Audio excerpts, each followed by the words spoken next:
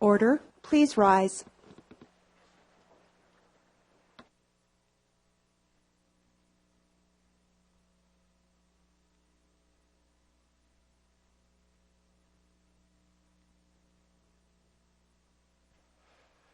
Good evening, everyone. We'll start the meeting with a prayer. We beseech thee, Lord, to bestow wisdom upon the members of this council in order that their decisions may be made on justice and prudence. Amen. Please be seated. Before we get to the agenda, I just wanted to speak to members of council and the audience and the public about just a recognition for CAMA's 10-year service award. CAMA is the Canadian Association of Municipal Administrators, and Dorian Wanzura is now a 10-year recipient of 10 years of service, and we thought it would be appropriate to recognize him tonight. So Dorian has an 18-year career. He served in increasingly responsible capacities in many Saskatchewan municipalities, including Yorkton, Moose Jaw, Saskatoon, and of course right here in Regina. He joined the City of Regina in 2009 as a General Manager of Public Works Division, and in 2011 he was appointed the Deputy City Manager of City Operations. He leads the largest staff component within the city with some 1,380 employees. He's also displayed leadership and role for some significant city projects such as a wastewater treatment plant. Dorian from City Council, Executive Leadership Team, all the staff and the residents of Regina, congratulations on this well-deserved recognition from the Canadian Association of Municipal Administrators for your role and your contribution to municipalities. Your leadership and public service is greatly appreciated. Let's give her a nice round of applause.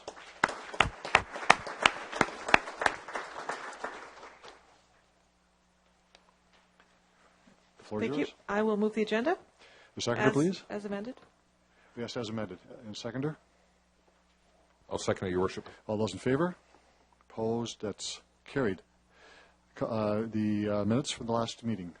I will move the minutes, Your Honor. Okay. And a seconder for that, please. I'll second. Second by Councillor Hinks. Any errors or omissions? I'll call the question. All those in favor? Opposed? Carried. So we'll move into advertised bylaws and related reports. We have two delegations with us. First is Mr. Jim Elliott, Report D 1365. Good evening, Mr. Elliott. You have 10 minutes for a presentation, and there may be questions of members of council afterwards. Thank you, Mr. Mayor and members of council. My name is Jim Elliott. This proposal before you is neither a pilot project nor necessarily a solution to the housing needs for Regina. This proposal is simply a way to paper over the problems of housing in the city, which, while appearing to be doing something, it is also a way to mask or limit capacity. My first point is, if this is a pilot project, there is no end date or end to the pilot. So if this project is significantly modified over time, what happens to the buildings? Do they have to be torn down or again replaced with a contract zone? Number two is, what difference is this than a duplex, besides the fact that they're in separate buildings? So if density is the plan, then why not just build duplexes or triplexes on the property instead? This would be more efficient as well as requiring less materials. Thirdly, this does not conform to the definition of a pilot project. A pilot is a test of something, such as a proposed manufacturing process, discover or solve problems before full implementation. Looking at the likely locations for most of the laneway suites, i.e. either downtown or in older neighborhoods, this is not a pilot project for the following reasons. It fundamentally doesn't deal with most of the contentious problems associated with laneway housing, such as traffic flow, garbage collection, landscaping issues, infrastructure, snow removal, access to transit, accessibility, alley traffic, and emergency access. These units are also requiring at least a 33-foot lot, which is again not that common in the older parts of the city. These units are also 861 square feet, which is much larger than what Vancouver does. They set a limit of 750 square foot for the units. They also limit it to 18 to 20 feet, where this proposed height is 24.5 feet. And lastly, these units are not providing, or are providing, my mistake, far too much parking.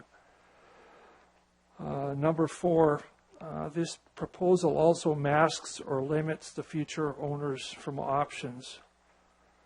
Firstly, the proponent has stated that the basements in the main building will not be capable of being modified to include secondary suites. So why is this being allowed? This proposal will not allow the future owner to add a second laneway suite on the main floor of the laneway unit. This proposal therefore locks out future options of densification of the neighborhood and forces the tenant or landlord to maintain space for automobiles when the owner or the tenant may not need or want a space for an automobile. Point 5 is this proposal does not deal with any of the problems that surfaced with the property at 2514 Atkinson Street. And there are no parts to this pilot project that even deal with anything related to that project. And lastly, number 6, this proposal does not deal with the problems of limited rental unit availability or the diversity required with this issue. There is a need for 2 and 3 bedroom units, and these units will be very expensive units, limiting their availability to anyone on fixed or low incomes. And these units will be for a very small market of tenants. So of the goals for housing in the official community plan, it barely deals with increasing the supply of rental units. When we need perhaps thousands of units in this city, an additional 11 is simply a drop in the bucket. It doesn't deal with any of the other goals. Some would say that it's all flash and no sizzle. So if this council is truly interested in solving the housing crisis in this city, then please do something more meaningful and substantial. Thank you. Thank you, Mr. Elliott, for your presentation. Are there questions of the delegation? Okay, Councillor Fraser, then Councillor Bryce. Thank you, through Mr. Mayor. Thank you, Mr. Elliott. So you bring up some good points. Just wondering if you could speak. You mentioned the Atkinson Street example of this laneway housing. Are you familiar with that? Could you speak to it? Thanks. To a limited extent, I think what I would have suggested when we're talking about introducing laneway suites, then we should have been eliminating the confusing zoning that is there right now in respect to that may or may not have allowed the property on Atkinson Street.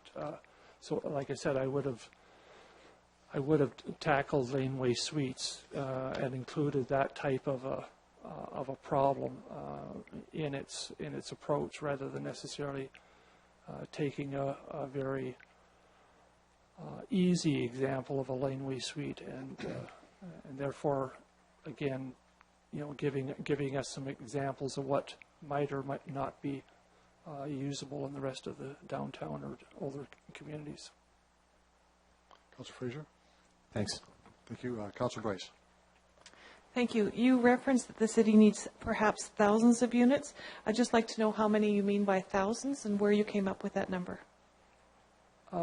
Those numbers were coming out of the, and I'm trying to recall the report that was done on shelter use in the city, and they identified about 3,400 individuals that use shelters in the past few years, and therefore, like I said, if we're wanting to truly tackle the housing issue or the homelessness issue, then we need to be going much more strongly at this, and therefore, like I said, building larger units with perhaps hundreds of units in them. So I'm sorry, how many thousands did you say?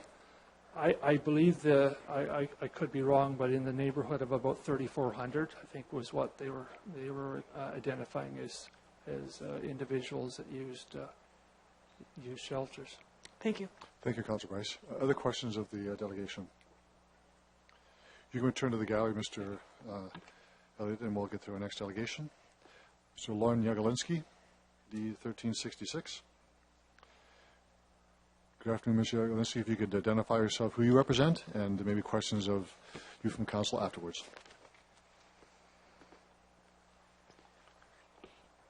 Your Worship, members of City Council, thank you for the opportunity to speak to you tonight on our zoning application for the Green Zone Gardner Laneway Suites pilot project, bylaw number 2013-38. My name is Lauren Yagelniski. My company, Yager Developments, is the development manager and owners of the Green Zone Gardner. I'm here tonight to speak on behalf of a favorable approval of the rezoning of the Green Zone Gardner Laneway Suites pilot project. We're in favor of the report from the City Administration and Regina Planning Commission.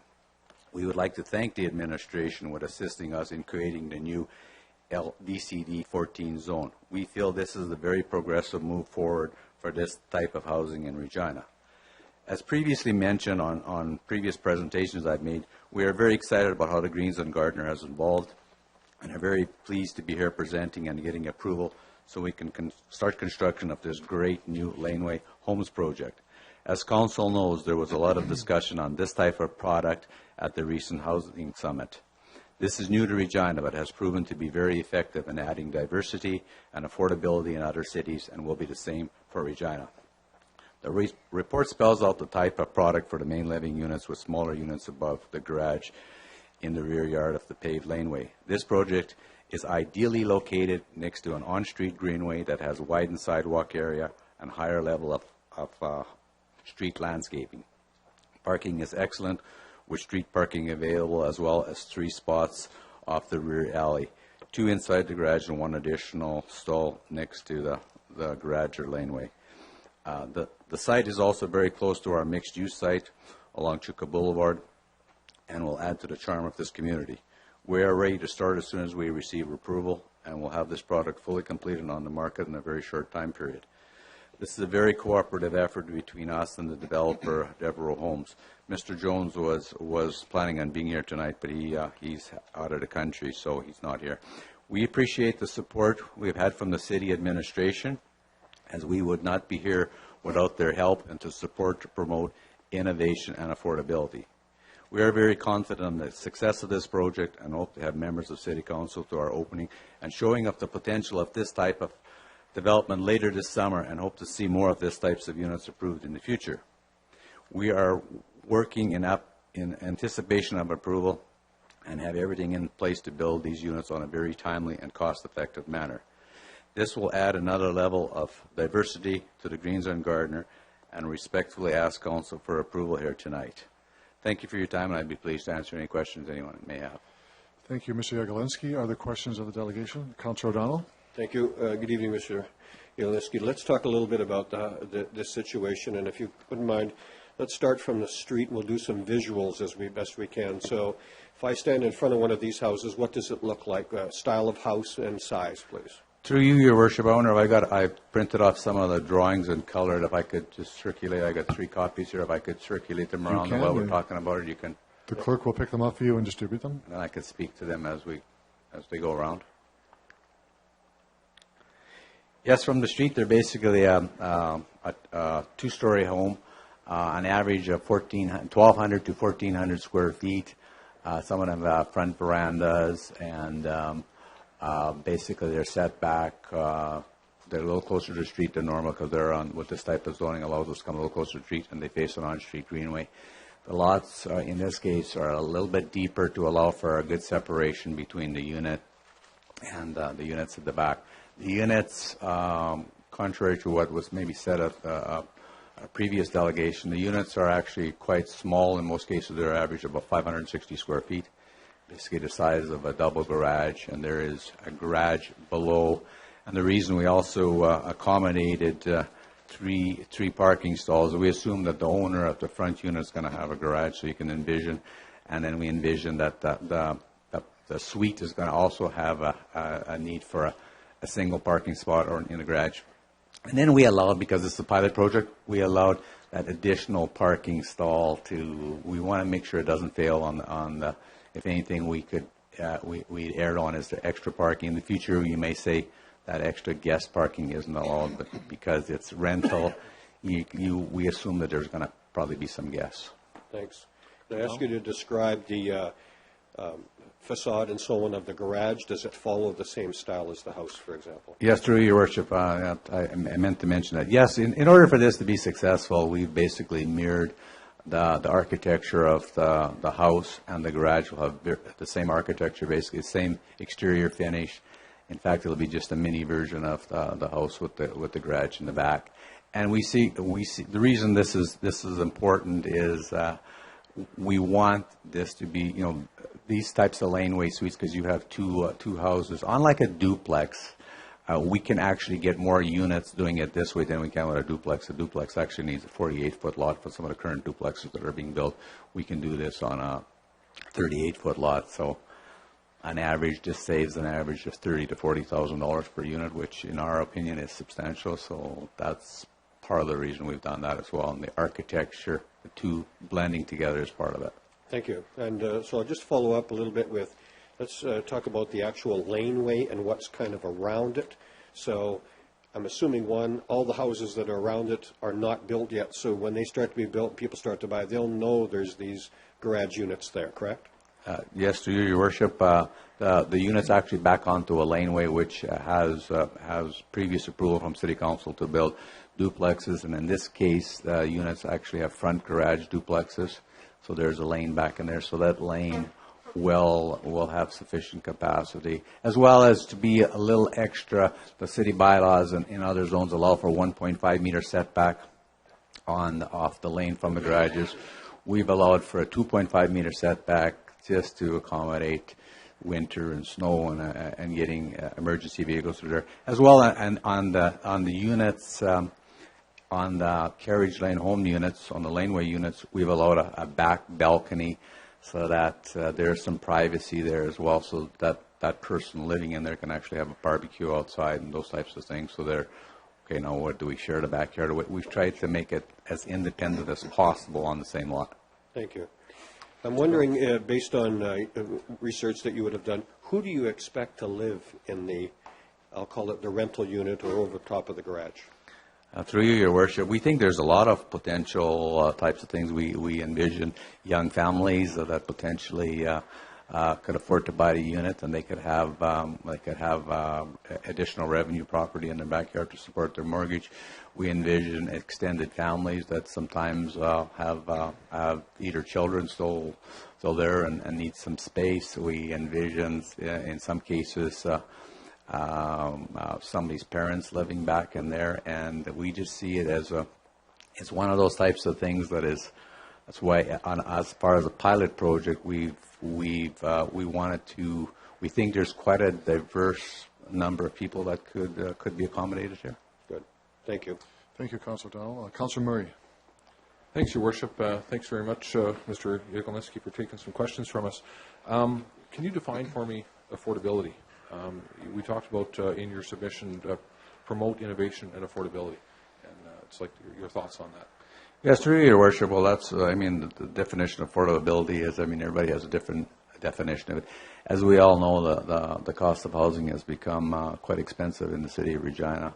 So in this case, we are trying to have 2 units built in here, basically for a total purchase price on both units of under $500,000. So, in our definition of affordability, it's $250,000 units nowadays on the marketplace per unit is it's still expensive. There's no doubt about that. But our definition from our perspective is trying to cater to that somebody affording to buy a house in that $250,000 to $300,000 price range. It's very difficult to achieve even in the used market. Maybe just a little thought on the struggle with creating affordable housing over the cost of the land and the acquisition of land. Maybe just your thoughts on that.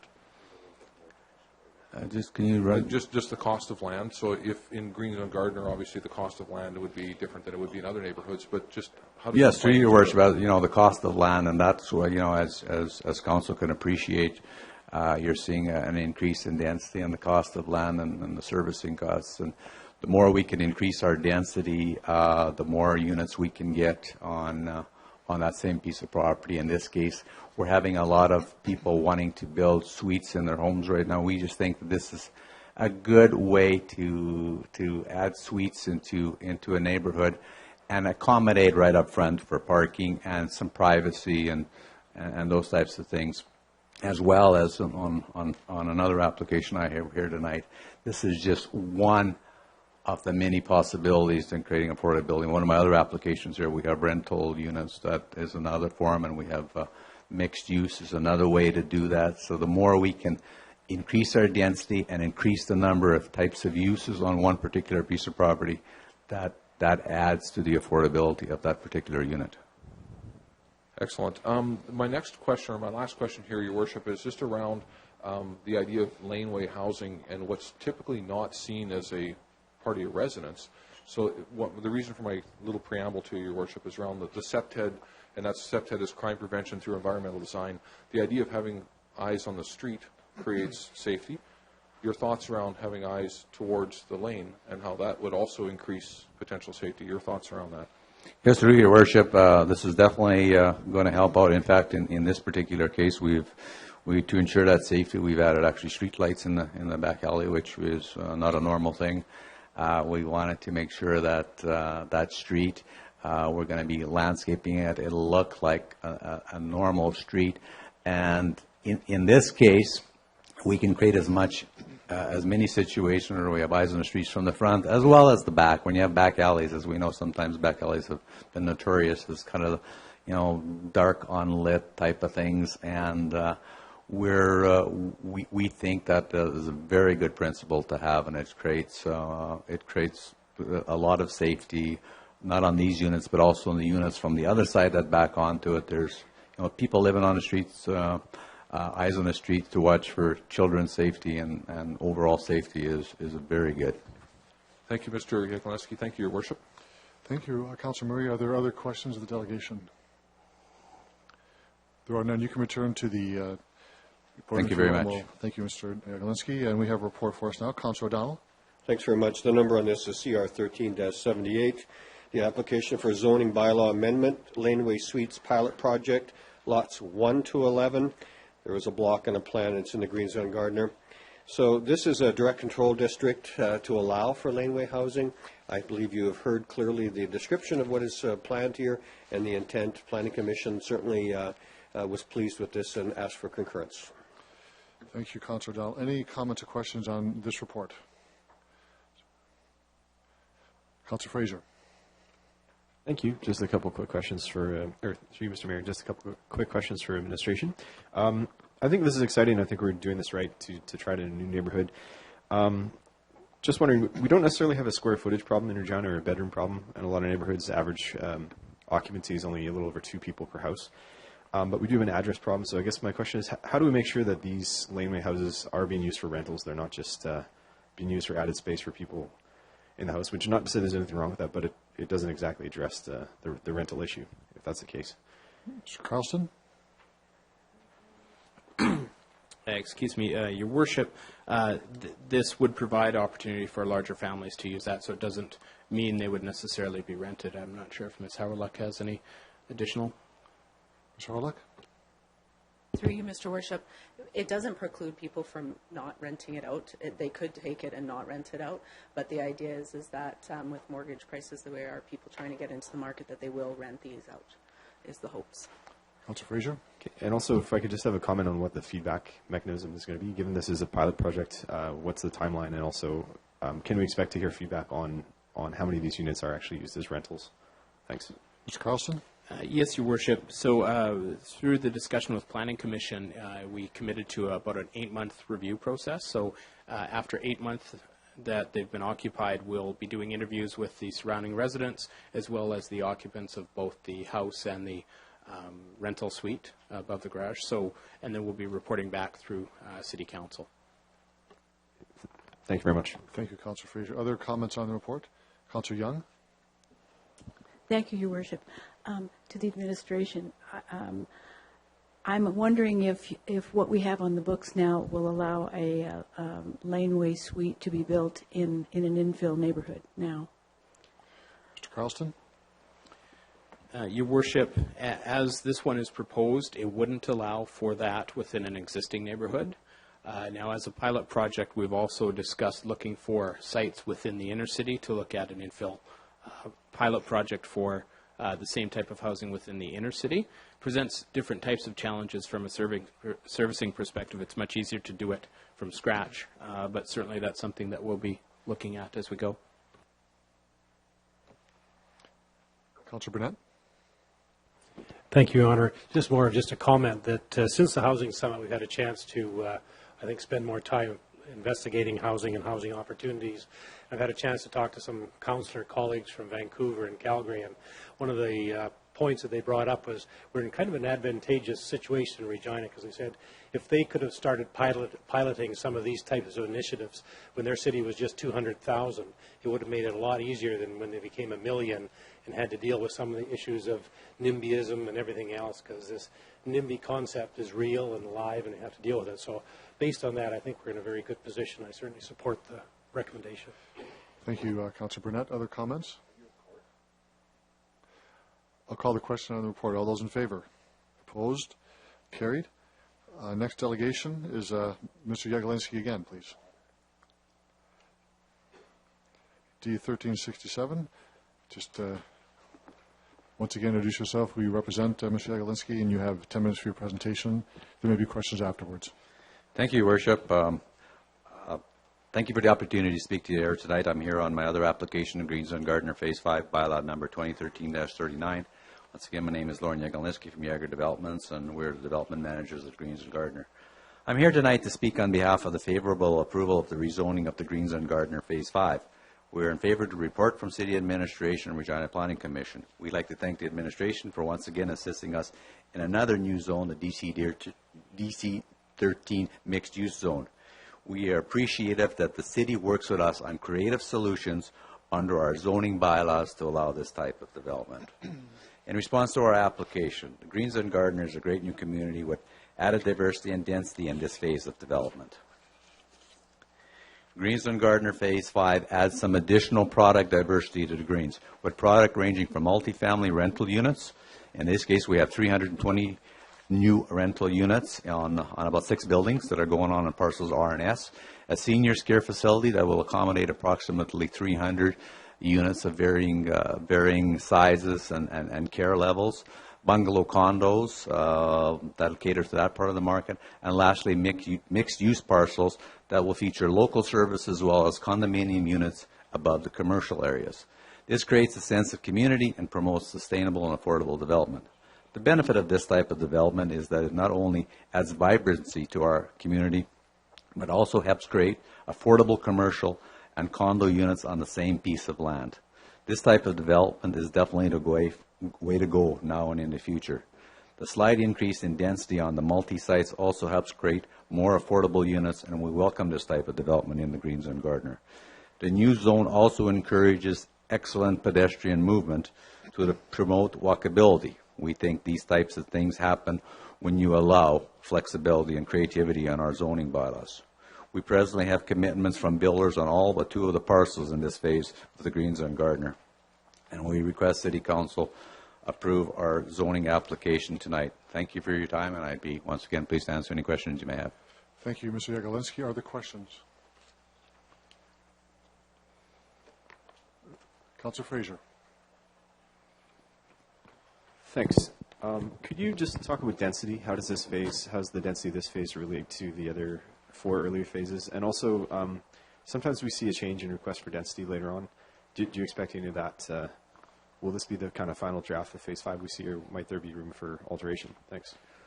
Through you, Your Worship, as everyone knows in the City of Regina, the city has slowly been evolving. The density issue is, I don't think is, it's a constant thing that I think will be under scrutiny. In this case, we are probably good for for a while here as far as the increase in density. We've added probably about an additional 800 units in total to the Greens and Gardner with this phase of development. We never had rental units in our original concept plan. We never had any high density development in our. We got some R6 land. There again to react to the marketplace for the need for new rental units, and that was the main reason for this change, as well as the type of zoning that we want to create here to create an interesting streetscape to allow us for mixed-use developments above the commercial space. That in itself adds that additional density, and we've added some parcels to do that on. There was one small parcel that we've added a little bit more space to that. Thank you. Thank you, Councillor Fraser. Councillor O'Donnell. Thanks.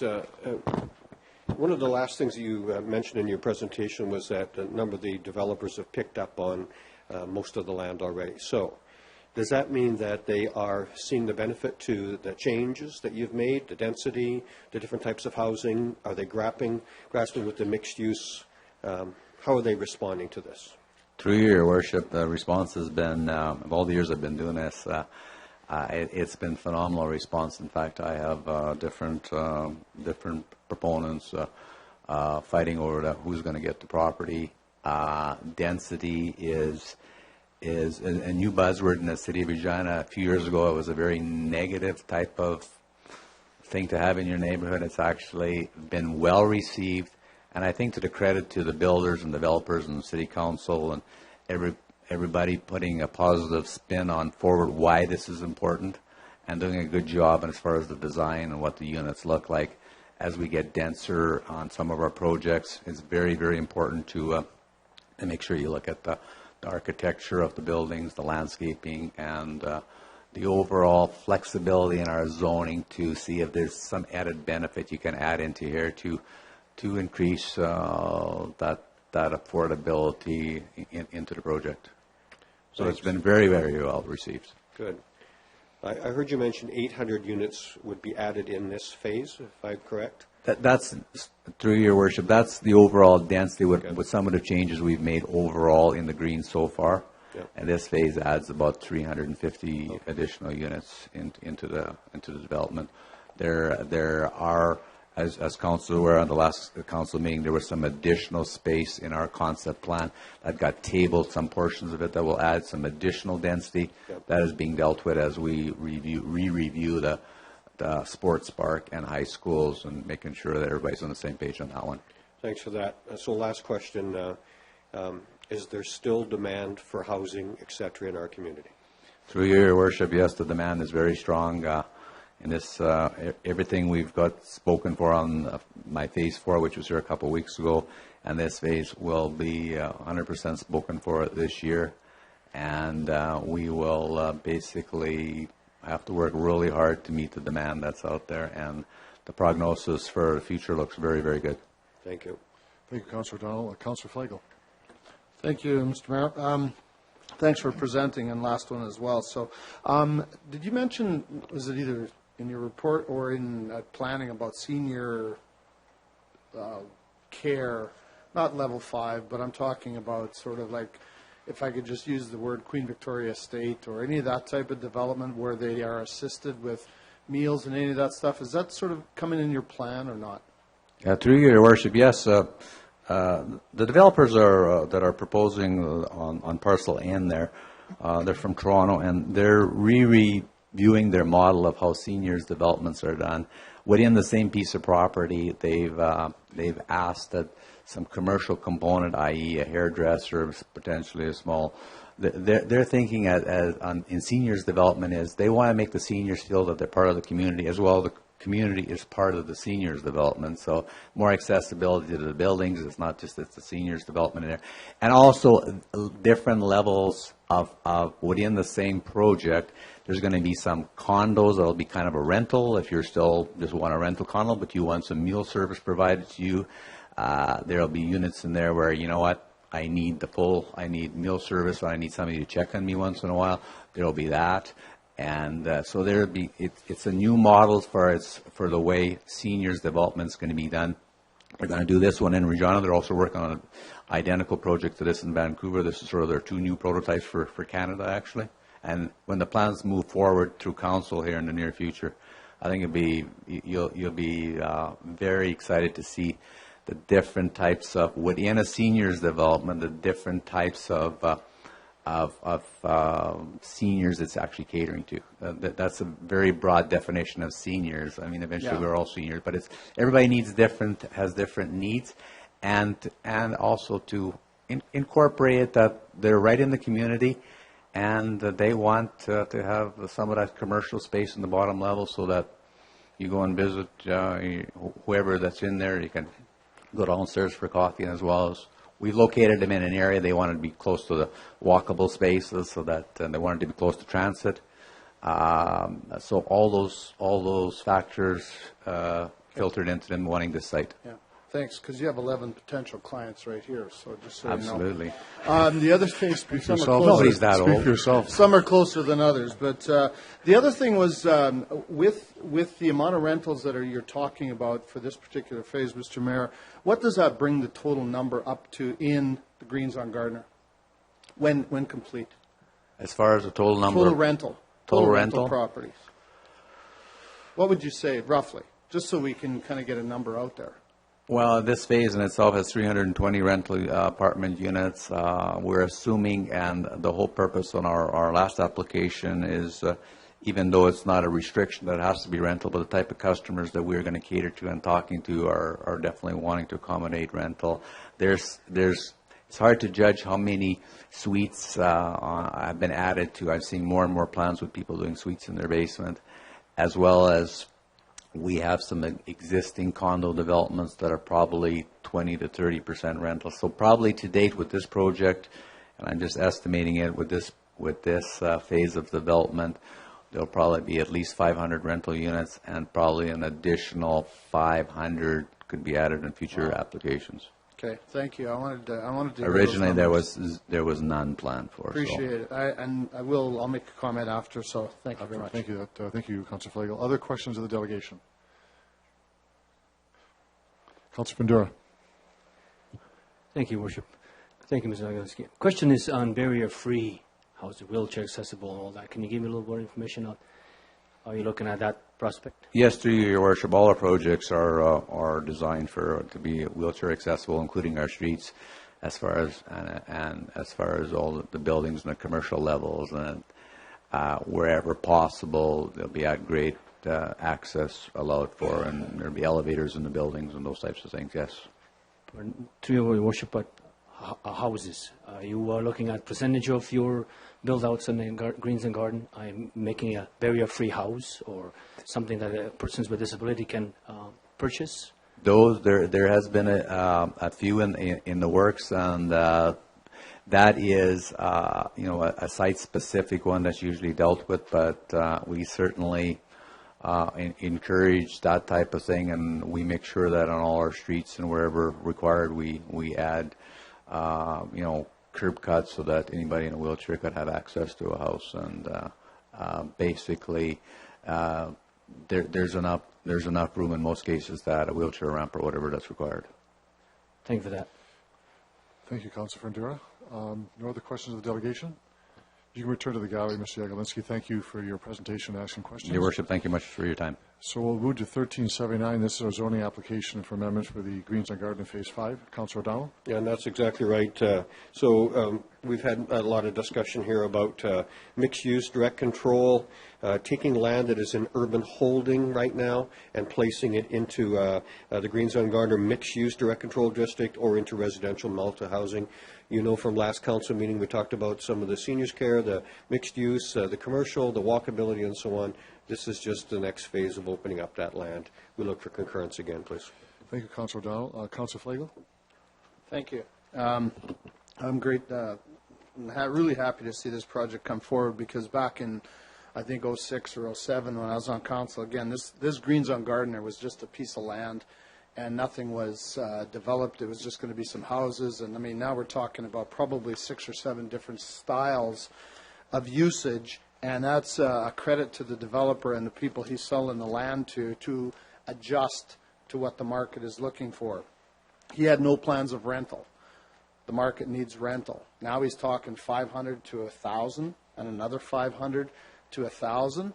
We all sat in a meeting about 2 or 3 months ago in that room right over there, and the gentleman that gave us the presentation said if we get to 700 rentals today without any other people moving into the city of Regina, we will get to 3% vacancy rate. Now that's saying nobody else moving into the city.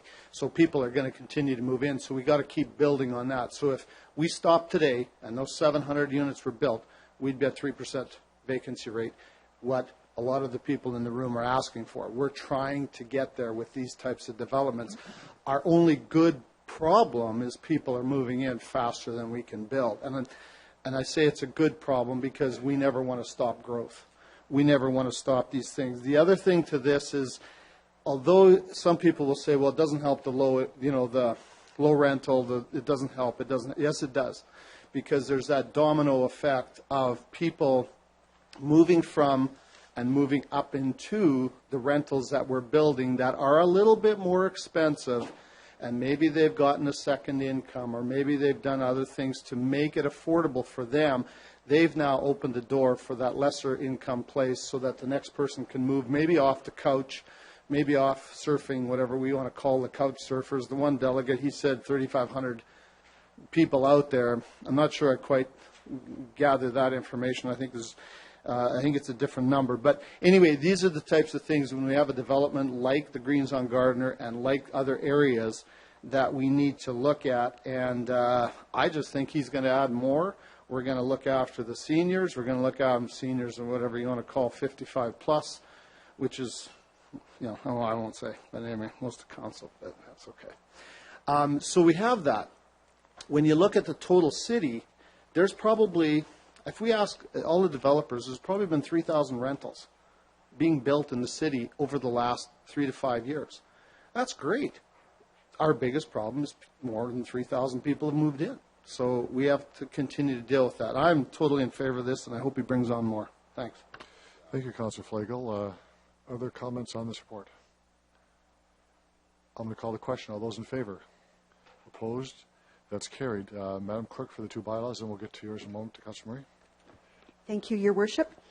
City Council is about to consider the two bylaws that are related to the reports that have just been discussed.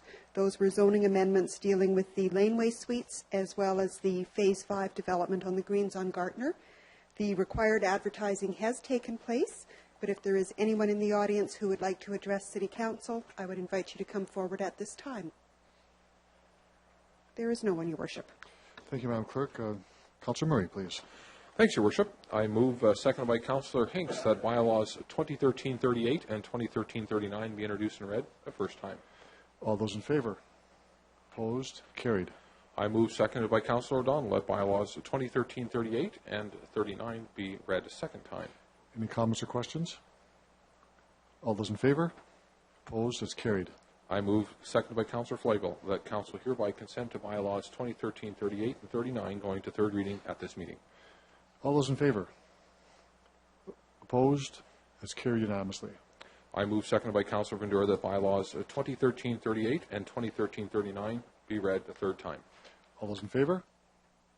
Opposed? That's carried. Thank you, Councillor Murray. Move on to the public notice bylaws and related reports. We have another delegation, Mr. John Klein, related to the transit price promotions. If you could please come forward and tell us your name, who you represent. You have 10 minutes for your presentation, and councillors may have questions of you afterwards.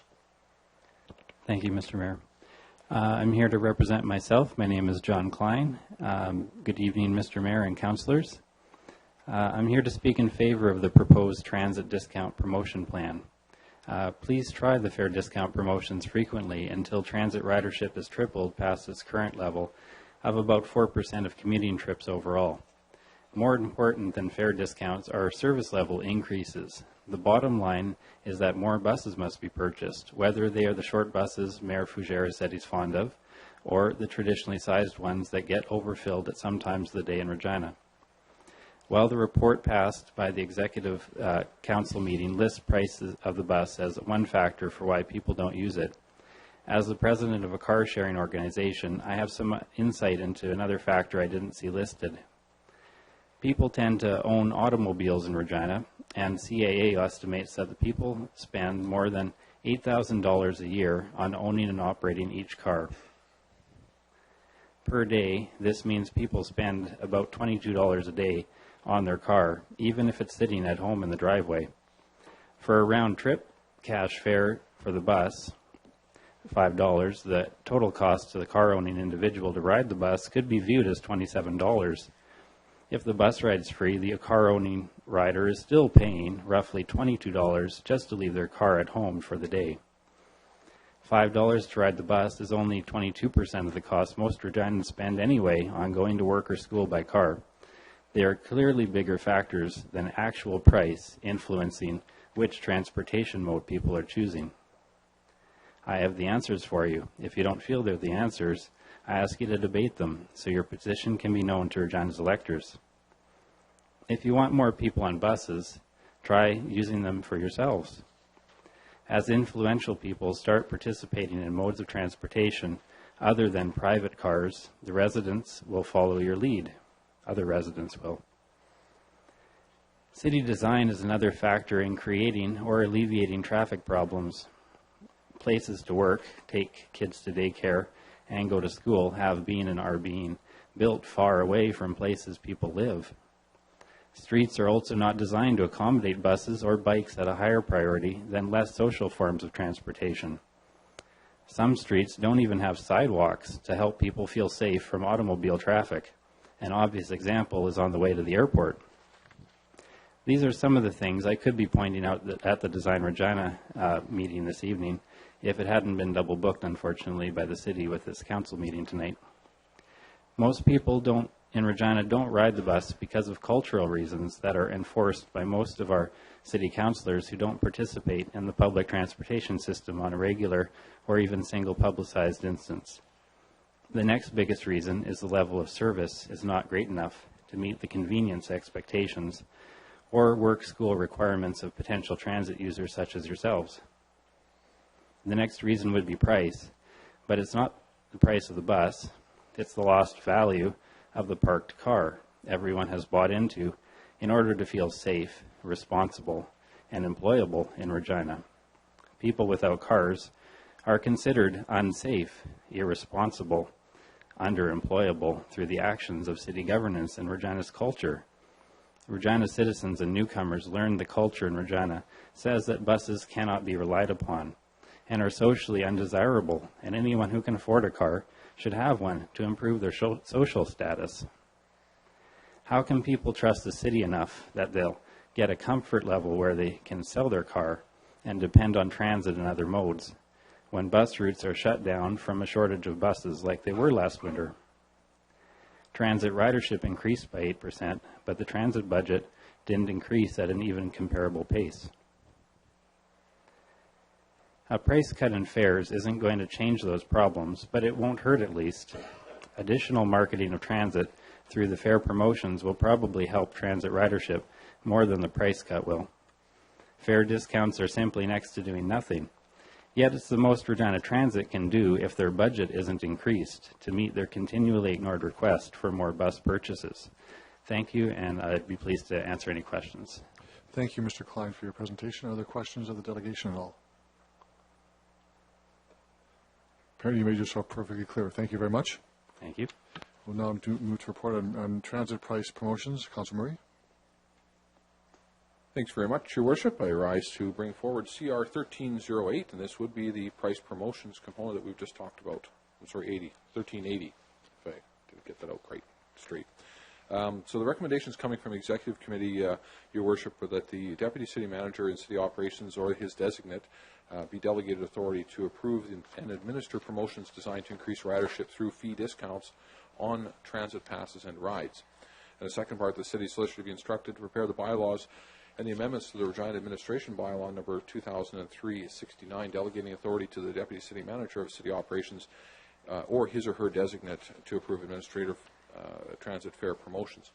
Your Worship, there's a lot of discussion actually at committee when we had this come before us. The whole concept of being able to change the way that we do what we do, it's really been a hard and fast, fixed set of rules that we've been operating under when it comes to transit with very little flexibility in it. So this simply gives us the ability to try some new things, to explore a little bit, see what we can do. Are we going to create a brand new transit system that's going to emulate the larger centers of this community or this country? Probably not. But can we get those 2 or 3 people who've never tried transit before, who've said that maybe it's a financial challenge, to give it a try? Maybe we will.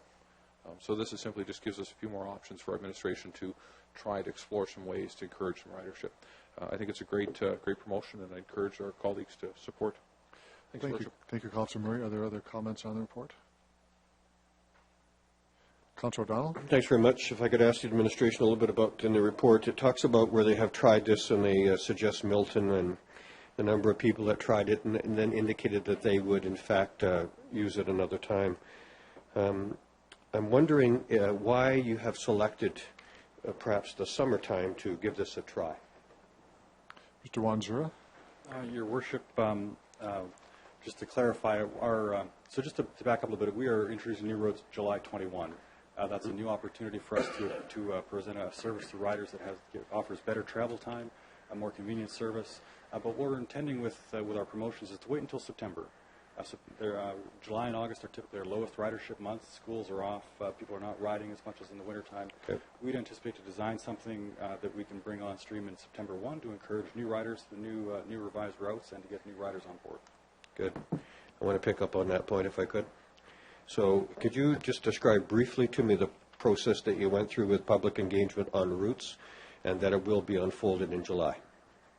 Mr. Wanzura? Pardon me, Your Worship.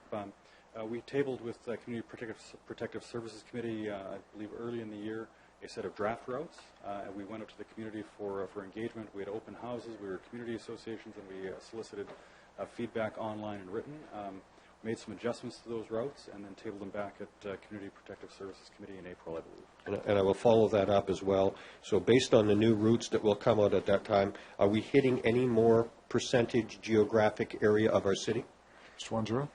Your Worship, yes, we are. We've expanded areas of our service to places that have not historically had service and have been asking for service.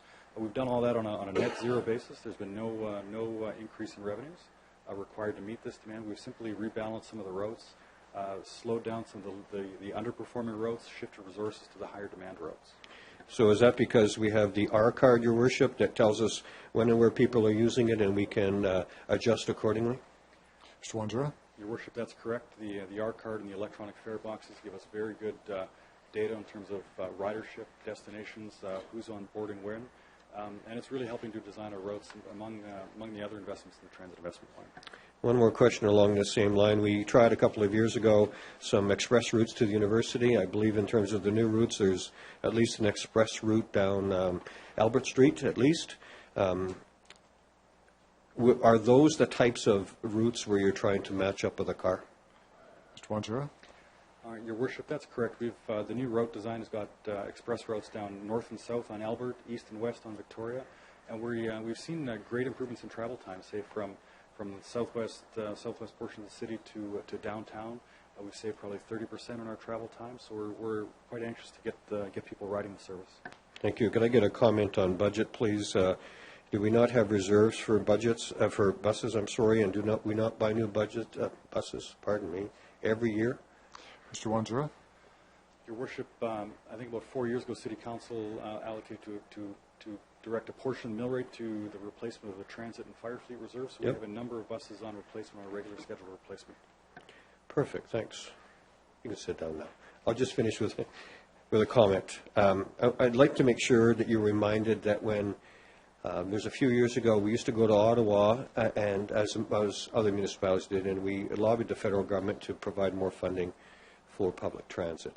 When we did the long-term infrastructure fund, we asked specifically for a fund that would be garnered toward, it was called Cut to Commute, but basically it was for public transit. That money was never granted. Thanks. Thank you, Councillor Dowell. Councillor Young?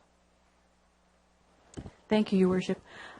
When we first started talking about this, I thought Broad Street was one of the streets that you were going to have express buses on, and I think there is good bus travel on Broad Street. And so would you just talk about that a little bit, because it goes directly to the university? Mr. Wanzura? Sure. Your Worship, I'm going to ask Brad Bells or Nathan Luding to give some more color commentary on the routes in specific. Mr. Bells, please. Mr. Worship, Broad Street was one that was examined when we were doing the route review process.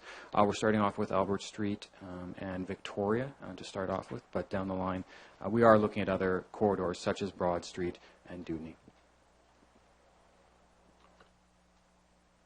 Okay, Councillor Young, other questions on this?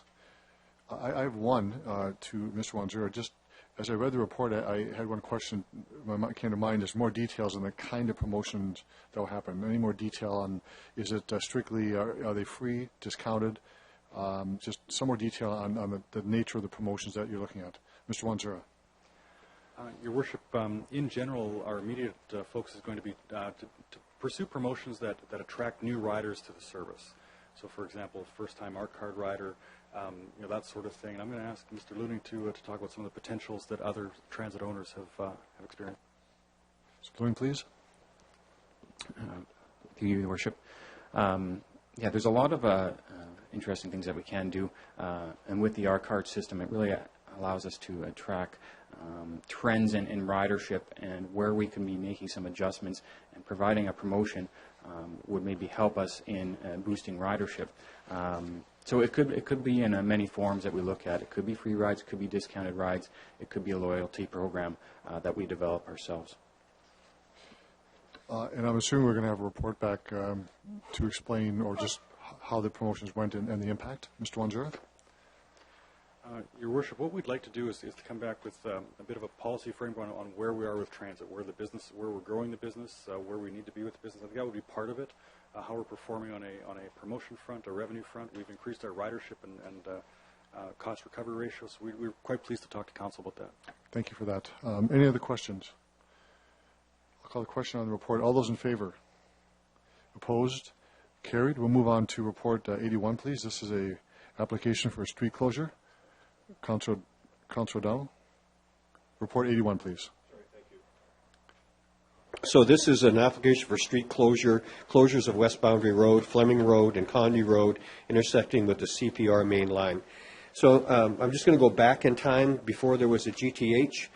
Council was approached by people who lived out in the RM at that time, but who owned land adjacent to what would be the GTH. They identified two things at that time. One was about water and the flow of water and how that would be handled. And the second one was they knew approximately where the GTH would be, and they felt that they would have trouble crossing the track because they easily crossed the tracks from land base to land base. So as the GTH evolved and became real and the CPR started to move into that land, we were approached again to say we have a problem with some crossings.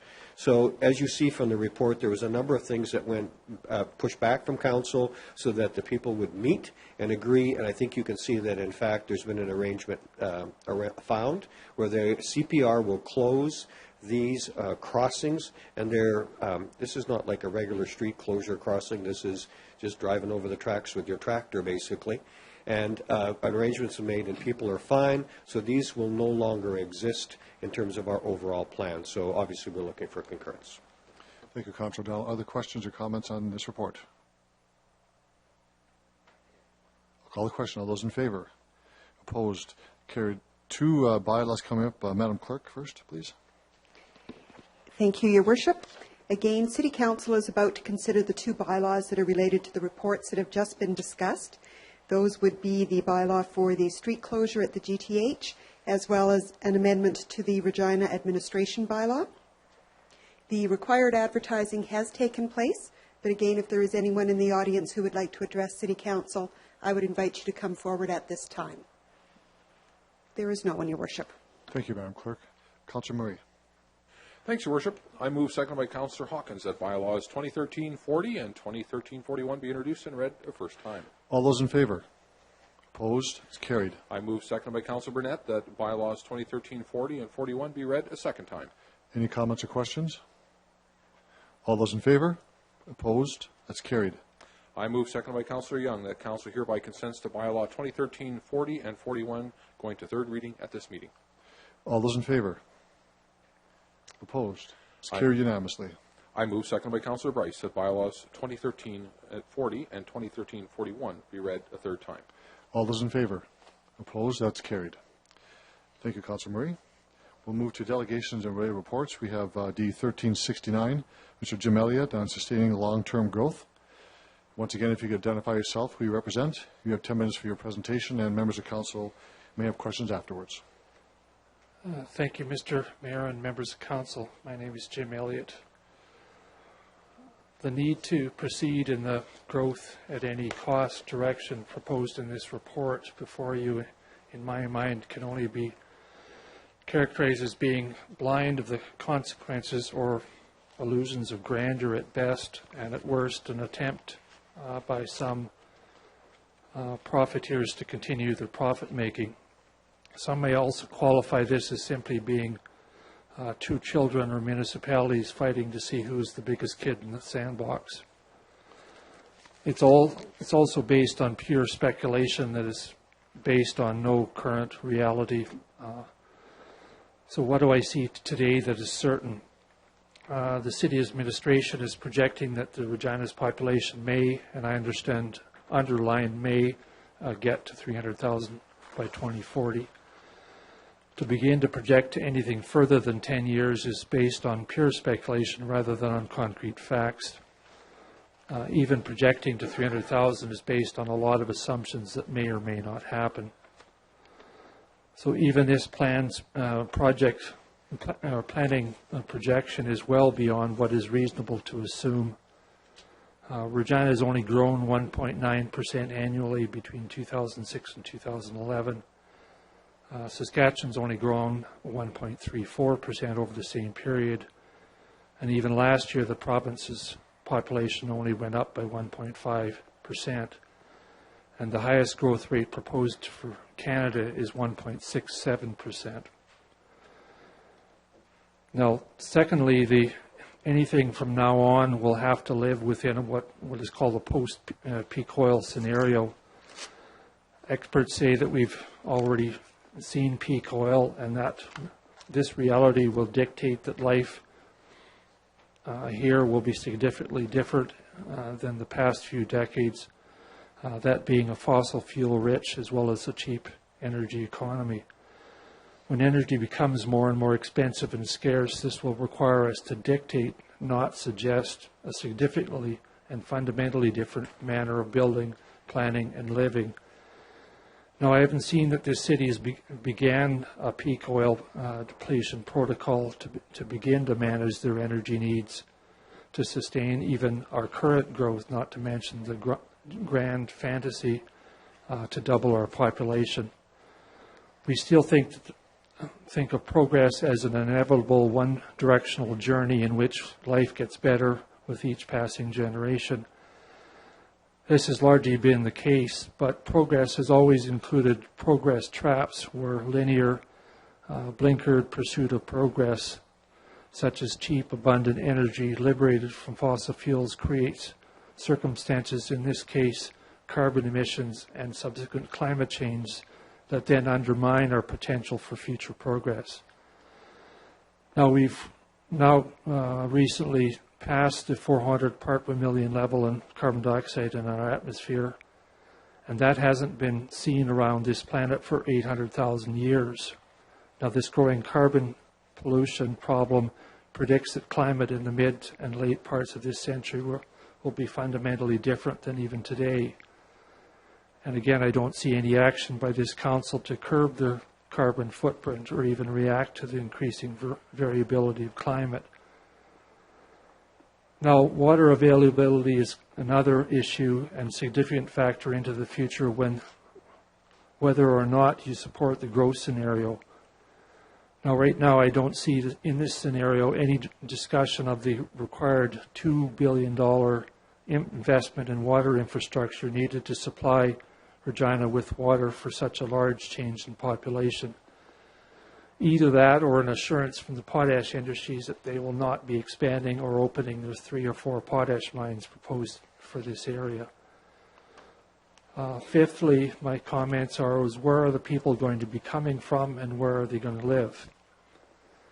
Now, there are predicted to be 300 to 400 million environmental refugees because of climate change. So is the mayor going to be inviting some of those to come to Regina? And when we can't even respond quickly enough to the lack of housing for a few thousand people, something that has been known for at least 10 years, how are we going to deal with doubling the population? So is Regina going to be looking more like the shanty towns of Rio or Mexico City, or is this, again, simply a pipe dream? And lastly, how are we going to pay for the infrastructure to support this increased population when we can't repair or replace 80% of our current infrastructure? Costs for repairing infrastructure are also going up 7 to 10% each year, and those aren't including the other known costs that this council is expected to be paying for and or asking of our taxpayers in the coming decades. So what I see needing to happen is the following. We need to be directing development more inward to where more than half of it's built on current infrastructure, rather than building more outward. We need to maximize the use of our current infrastructure and to begin to reduce our physical footprint. Number two is we need to move to a peak oil depletion protocol where we begin to reduce our carbon footprint each year, therefore building resilience into our transportation infrastructure. And now this could be also expanded into other energy needs, but not just transportation. And lastly, we need to be localizing much more of our current resource needs, including our food production. Now, some people in this room would say that if we don't agree with their views on the world, then we're all just naysayers or against everything. Now, I am a fairly pragmatic and realistic person. I don't waste my time on either petty fights or worthless activities. I only bring this up because what is being proposed, in my mind, is seriously wasting our taxpayers' money, our civic administration's time and their resources, as well as giving people a false hope that things will change. I don't intend to simply put the pedal to the metal when I see we are approaching a brick wall at a very high speed. Now, the scale and urgency and complexity of our interdependent and interconnected challenges, from climate change to a post-carbon future, as well as water scarcity, makes denial a very attractive place to be. It's easy to support the status quo and assume someone else will solve the problems. But it takes leadership to say we want a different path to a different future. Now, in 2005, I asked you, why would London, Ontario be willing to start investing $1.4 billion on the bicycle master plan? In May 2006, Portland City Council created a peak oil task force to develop recommendations on appropriate responses to uncertainty in the supply and affordability. And lastly, we have to address peak oil, said Vancouver's Mayor Gregor Robertson. I think we underestimate this at our peril right now, and it needs to be factored into with the decisions we are making this term for sure. And that was December 2008. All of what I have presented are choices that will create more skilled local employment, increase our resiliency, as well as our ability to respond to change. It will fight climate change and strengthen our local economy. It will show leadership in North America. Speculating at this time for a 500,000 person population, in my mind, is simply a waste of time, a distraction, a fantasy, and takes our eyes off of the real problems today that need our attention. We have billions of dollars of debt to pass on to our children and our grandchildren. This long-term scenario will require the citizens of Regina to spend even more billions of dollars, money we don't have, and in my mind, money we don't need to spend. Thank you. Thank you, Mr. Elliott, for your comments? Any questions of the delegation? There are none. Thank you very much, Mr. Elliott. You can return to the gallery, and we'll move on to our next delegation. Mr. John Hopkins. Mr. Hopkins, if you could identify yourself, who you represent. You have 10 minutes for your presentation, and members of council may have questions afterwards.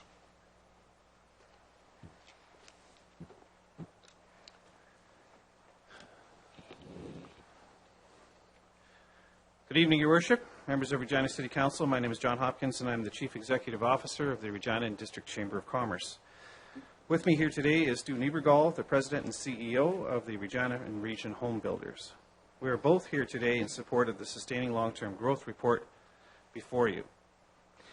Your Worship, some of the basic fundamentals for orderly investment include a market for the product and/or service, an environment that is conducive to investment, the tax environment, the supply of labor, the regulatory environment, and the list goes on, and C, closely related, the actual planning environment that allows sustainable development to occur.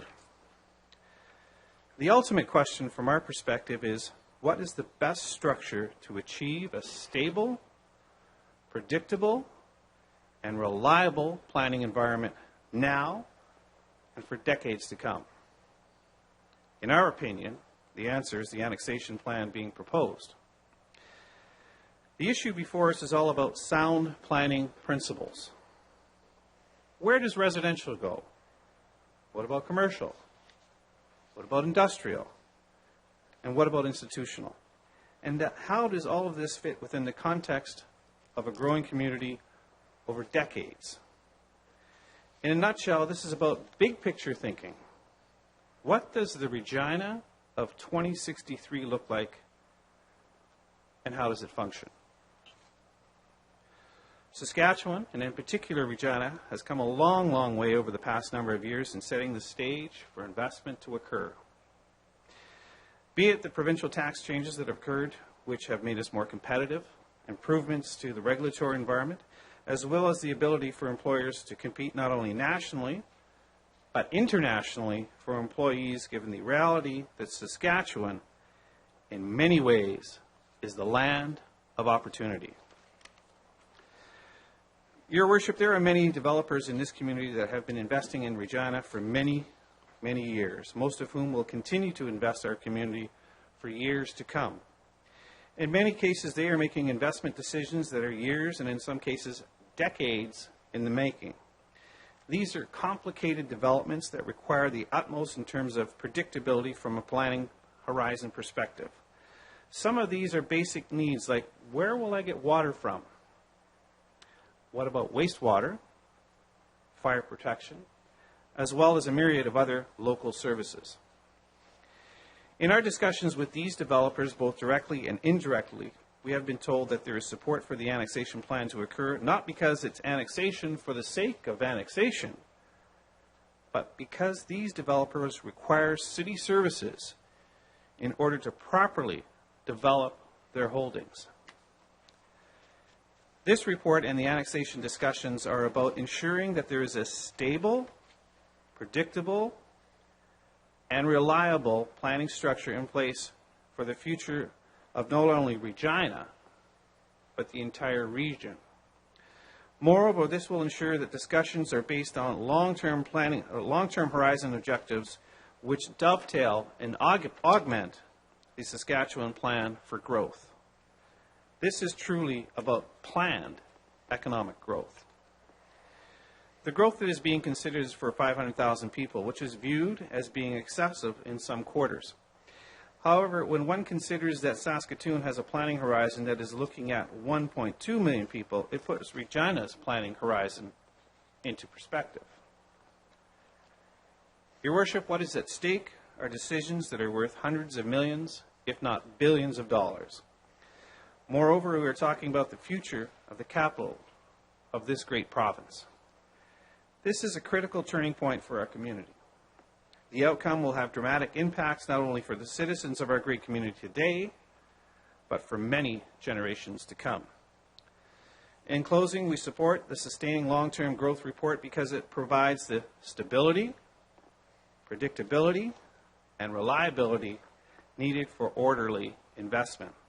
This report is about acting upon a vision for the future of our city today and decades into the future. We urge you to support the recommendation before you. Thanks, and if we can answer any questions, we'd be happy to do so.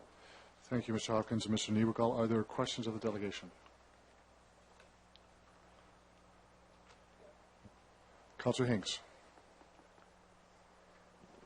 Thank you for the presentation. And I've been watching Twitter down here, and for some reason, there's folks that are saying it's the Regina Realtors and the Chamber of Commerce. Could you clear that up for me?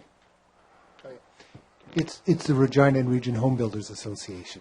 Which has nothing to do with realtors, right? That's correct. Okay. Other questions? Councillor Mayor, if you could take the chair, please. Just a quick question.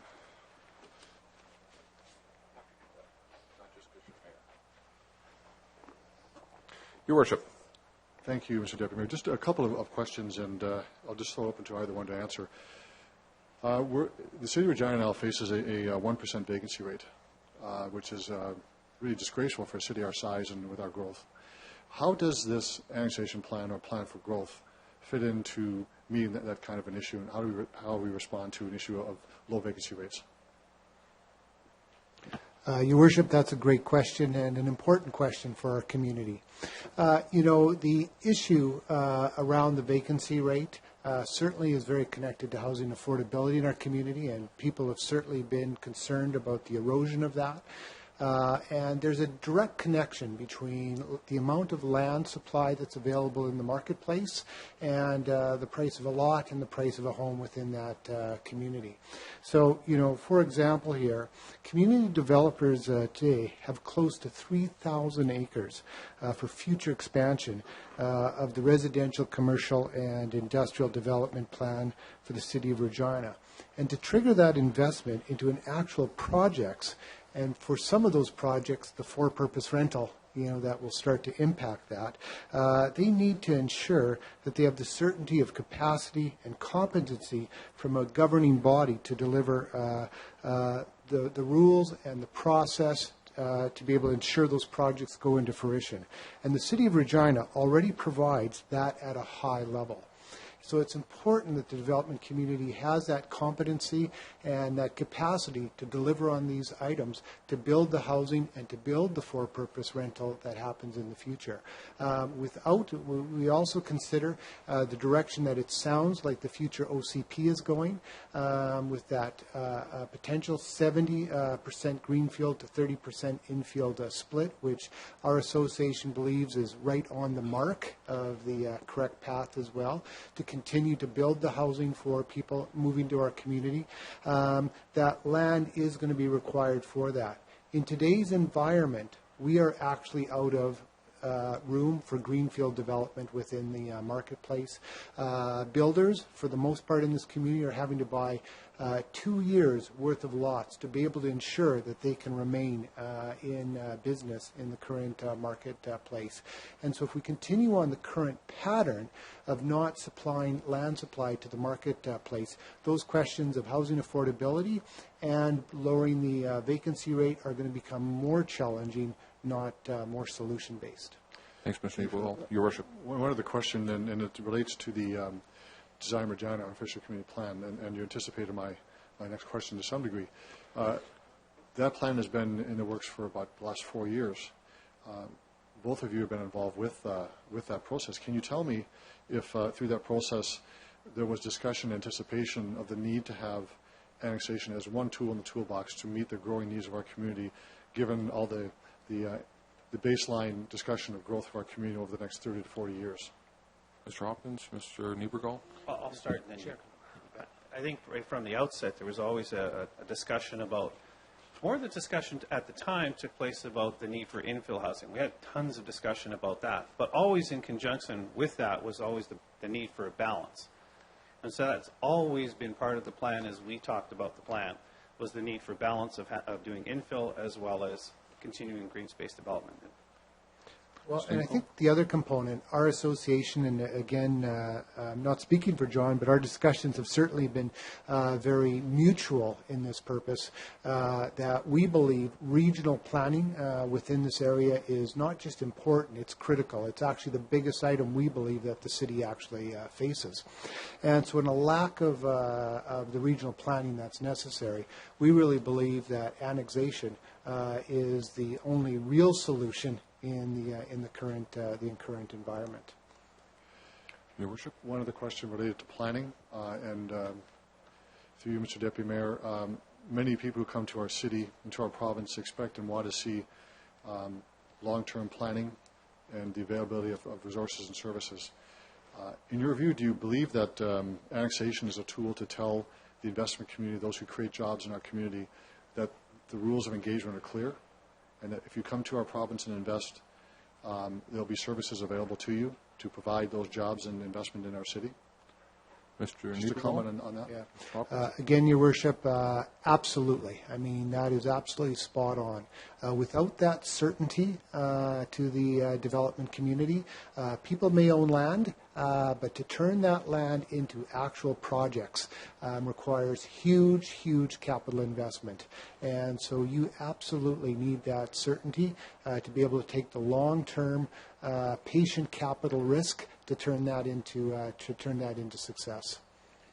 Mr. Hopkins? Your Worship, if I can use this opportunity to dispel some of the myths that are out there about this annexation plan, this isn't about the city of Regina going and buying all of this land. And there is a view out there that that's what the city's trying to do. That's not the case whatsoever.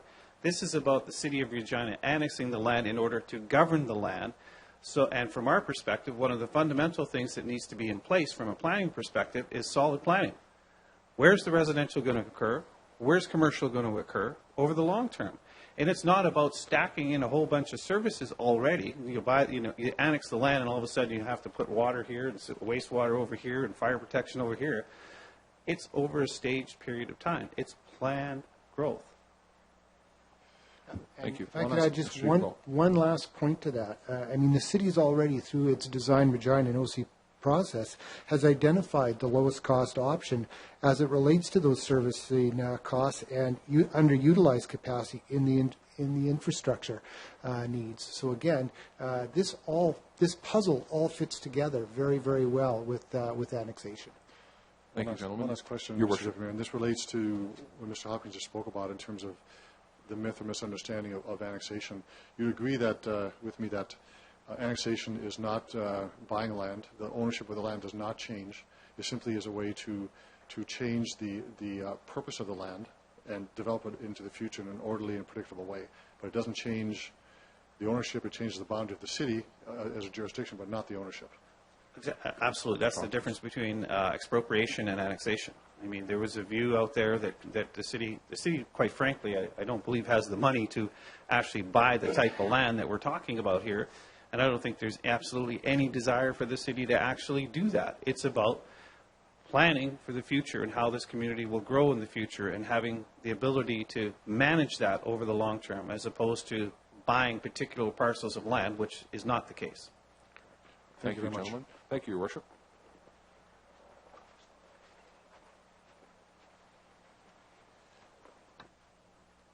Councillor Fraser. Thank you, through Mr. Mayor. Thank you both for your presentation. I really appreciate what you have to say. Also, the fact that you mentioned that this is a piece of the puzzle along with good regional planning to make sure generations from now we have a smart and planned city. So just a quick question. I agree with the logic that more competition, like if the city has more access to more lands, it means more competition amongst landholders and developers, and ultimately that should mean... You'll need a question coming up pretty quickly. Yeah.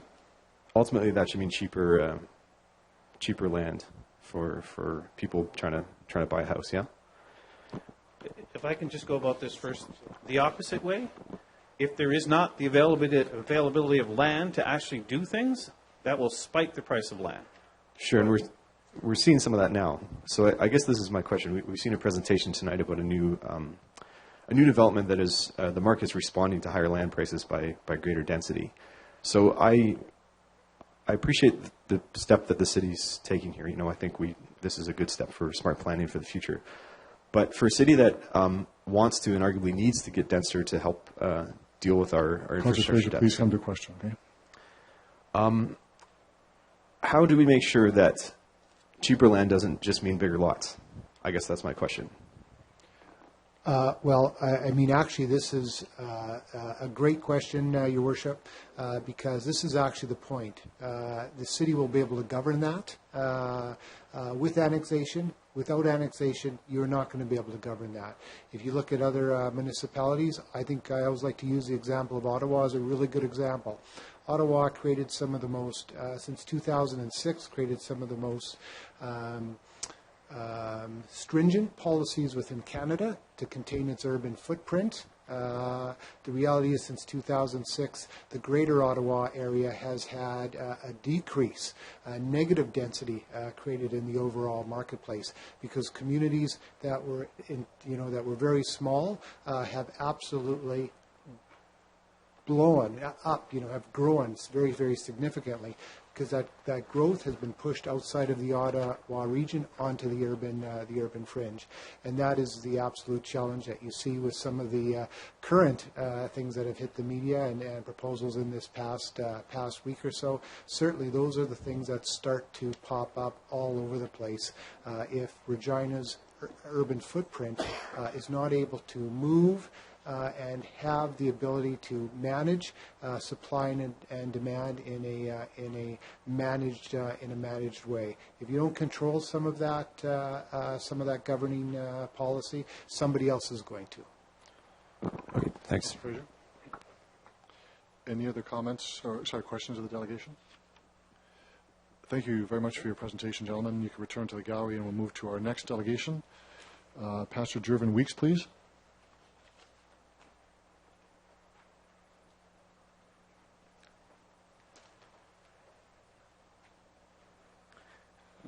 Mr. Mayor, members of council, my name is Jervin Weeks, and I'm the lead pastor at Rosewood Park Alliance Church. And I'm here this evening to speak in favor of the recommendation before you with regards to long-term sustainable growth for the city of Regina. In 1982, my church bought 40 acres of property on the outskirts of the city in the RM of Sherwood because it wanted to be proactive and to plan for its future. The future the church saw was one of a growing Regina where neighborhoods would surround the church, and the church would be a vital part of a growing community. If Rosewood Park Alliance Church, then a congregation of 200, can be proactive in planning for its future growth, and a future growth that it plans for 30 years out, why would our city not plan in the same way 50 years out for its future sustainable growth? For us, the growth of a city, like any other entity or organization, has its challenges that it will face. But we don't go about facing these challenges by being reactive, but proactive. These challenges in themselves can be a roadblock to success or an opportunity for success. One of the challenges that we face is that of housing. There's a growing population in this city that can no longer afford to own their own home, and yet within this challenge is a great opportunity for the city to show how in the midst of economic growth that everyone can share in the blessing of home ownership. In order for this to happen, the city must have room for this to take place, and that means it must follow through on its future growth plan of 500,000. For us as a church, we see the opportunity to provide affordable housing to those in need, from the single mom to the new immigrant family, from the senior citizen who's on a fixed income to the young couple who's starting out a new family. Rosewood Park sits in the RM of Sherwood, literally across the street from the city of Regina. We get all of our services from the city of Regina. However, due to our land location, we are prevented from the opportunity to provide affordable housing, senior housing, and a senior care facility for those who desperately are in need of it. This sustainable growth plan will give the church the opportunity to help a growing demographic of people who cannot afford to own their own home the opportunity to do so. Since my appearance before the Executive Committee on May 29th, our church have been receiving calls from folks who are seeking to be placed on a waiting list for attainable or affordable housing. Our current response to them is we are sorry, but until we are a part of the city, we cannot or we are unable to provide housing or the opportunity for housing on our property. This is one of the reasons I speak in favor of this recommendation tonight. Benjamin Franklin once said this: if you fail to plan, you are planning to fail. Long-term sustainable growth allows the city to be proactive in ensuring a future that everyone can enjoy. Planning a long-term sustainable growth should not be viewed through the eyes of gloom and gloom, but through the lenses of opportunity. Opportunity for all who want to invest in the city of Regina, for those who are wanting to start a new life, and for those who are already calling the city of Regina home. The responsibility of this city council is to facilitate this growth by being smart, strategic, and proactive. Thank you for allowing me to address the council. Thank you, Pastor Weeks, for your presentation. Let's see if there's any questions from members of council. Councillor Hinks. And I'd also like to thank you, Pastor Weeks. Hearing about your projects really excites me. One of the things I'd like you to talk about a little bit about a previous project you did and the whole philosophy that your developer has in building this and what he's all about, or what the whole development's all about. Mr. Weeks? The church owned a piece of property, about 2.5, 3 acres, at the corner of 7th and Gray. And in looking at selling the property, we wanted to make sure that the use of the property would benefit the community and those who are in need. And so we partnered with a developer whose primary purpose is to provide attainable or affordable housing to people. The way that this project worked was they were able to come in, and because of the cost of the land, they were able to reduce the cost of the housing that were being built. And so in the end, what they were able to do is to give back to each individual who purchased those homes about $30,000 towards their mortgage. And so it's their mortgage assistance to those individuals. And so each individual, for instance, I have 12 families within our church who bought into those units, and the average price for those units was about $250,000, and their monthly payment is about $800 a month. That is because the developer has taken that $30,000 and over a course of 10 years will now apply a specific amount to help reduce those individuals' mortgages. And so that project was something that we saw as viable and saw that the opportunity for people like one young woman that I know who has kids who had not had the ability to purchase her own home because of debt and because of her wage. She has now had the ability to own her own home. And that's exciting for us as a church because that's what we're about. So in that example, that's the same type of project that we would like to spawn at Rosewood Park Alliance Church on our property there. Thank you. I know I'm asking a lot of the same questions that I asked you at Executive, but I think it's more important tonight because we do have a much bigger audience and much more media here to talk a little bit about your project. Now, one of the other questions I have is about down payment and that sort of thing, and if you could just kind of go step by step through the whole process and how it works, and more about your developer and the generous person that he is. So an individual comes, when we were promoting this project, we had over 400 people who came that evening to try and purchase 82 homes. And part of that process is an individual, normally when you're going to the bank to buy a house, you need to put down 5% and so of that purchase price. In this case, because of the mortgage assistance, and on top of that, the individual now would have to put down maybe $1,500 towards their mortgage. and that enables them to get into the market. And the reason why they are able to put such a low down payment is because of that $30,000 per door that will go towards their mortgage. That being said, when you have people who are purchasing these homes, and you're going to have an influx, and so they look at the criteria of income. And so they don't, for instance, just say, well, you can't because you own you make $100,000 a year. You may make $100,000 a year, but you could be $300,000 in debt.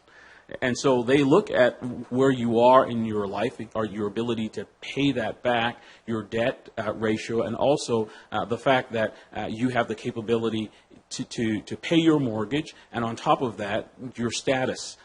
If you're a single mom and you're wanting to get into a house, they want you to get into that home. And so New Rock, the developer, have come up with this process, this plan where they are allowing and enabling people to get in, from a senior who are having difficulty renting a place to a single mom or a new couple trying to find a home.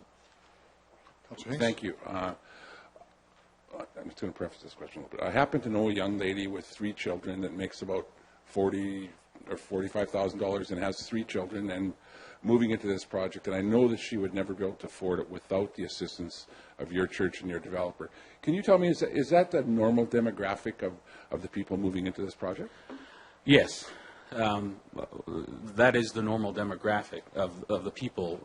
For many people who are coming into these projects, for instance, spending $1,200, $1,300, $1,400 to rent a 2-bedroom apartment puts them in financial straits.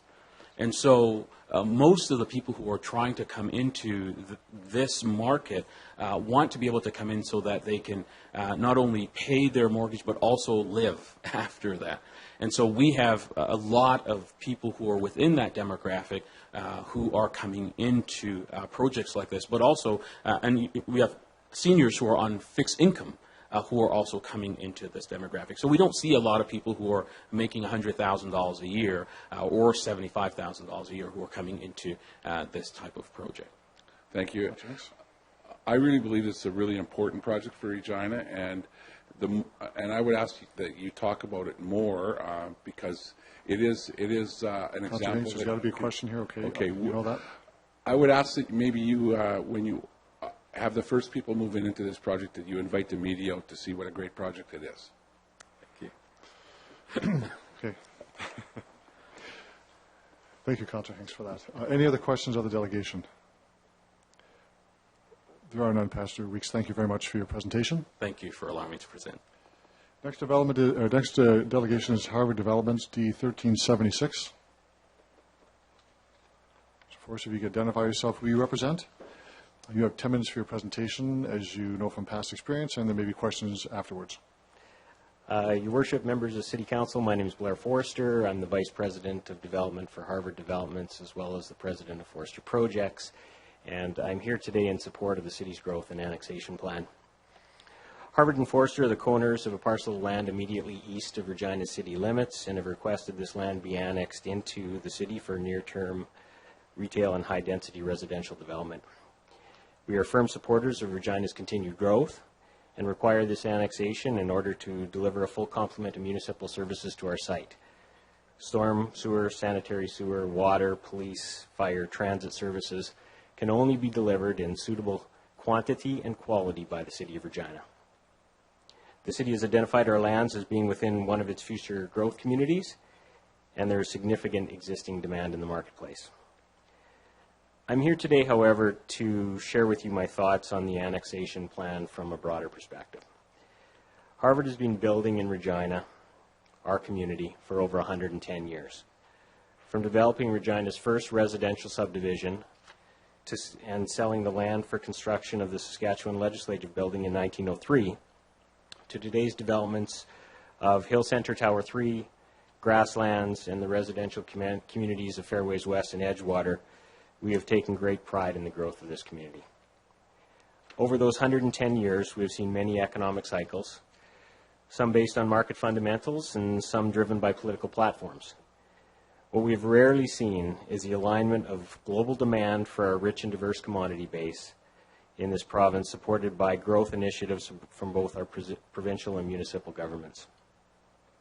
It is our opinion that this will result in a sustained period of solid economic growth for Regina, increasing immigration, both interprovincially and internationally, and the resultant demand for commercial and residential development land. Is 500,000 the right population target? Some will say that's aggressive, while others will argue that Saskatoon's target of over 1 million should be used. All I can encourage you to do is pick the number, plan for that growth, and be nimble enough to react if things change over time. There's been much said in the media about Regina's growth and annexation plan, but here are the realities. Regina is rapidly approaching a full build-out of its serviceable residential land base within its current boundaries.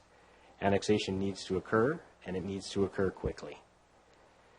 This annexation plan provides a clear line of sight for developers and investors of this community, allowing them to deploy their capital with a full understanding of our development sequencing. This may not inform them of the exact year their parcel of land can be put into production. However, it will tell them where they stand in the queue. Today, large concept plans such as Westera, the Towns, and Coopertown require years of planning and tens of millions of investment dollars before the first shovel goes into the ground. Without surety of this annexation, it will be difficult for developers to make this level of investment. If this growth plan was not to occur, it opens the door to accelerated land speculation, which does nothing but artificially drive up the price of land, further deteriorating our existing affordability issues. And finally, this annexation does nothing to restrict the growth in the arm of Sherwood.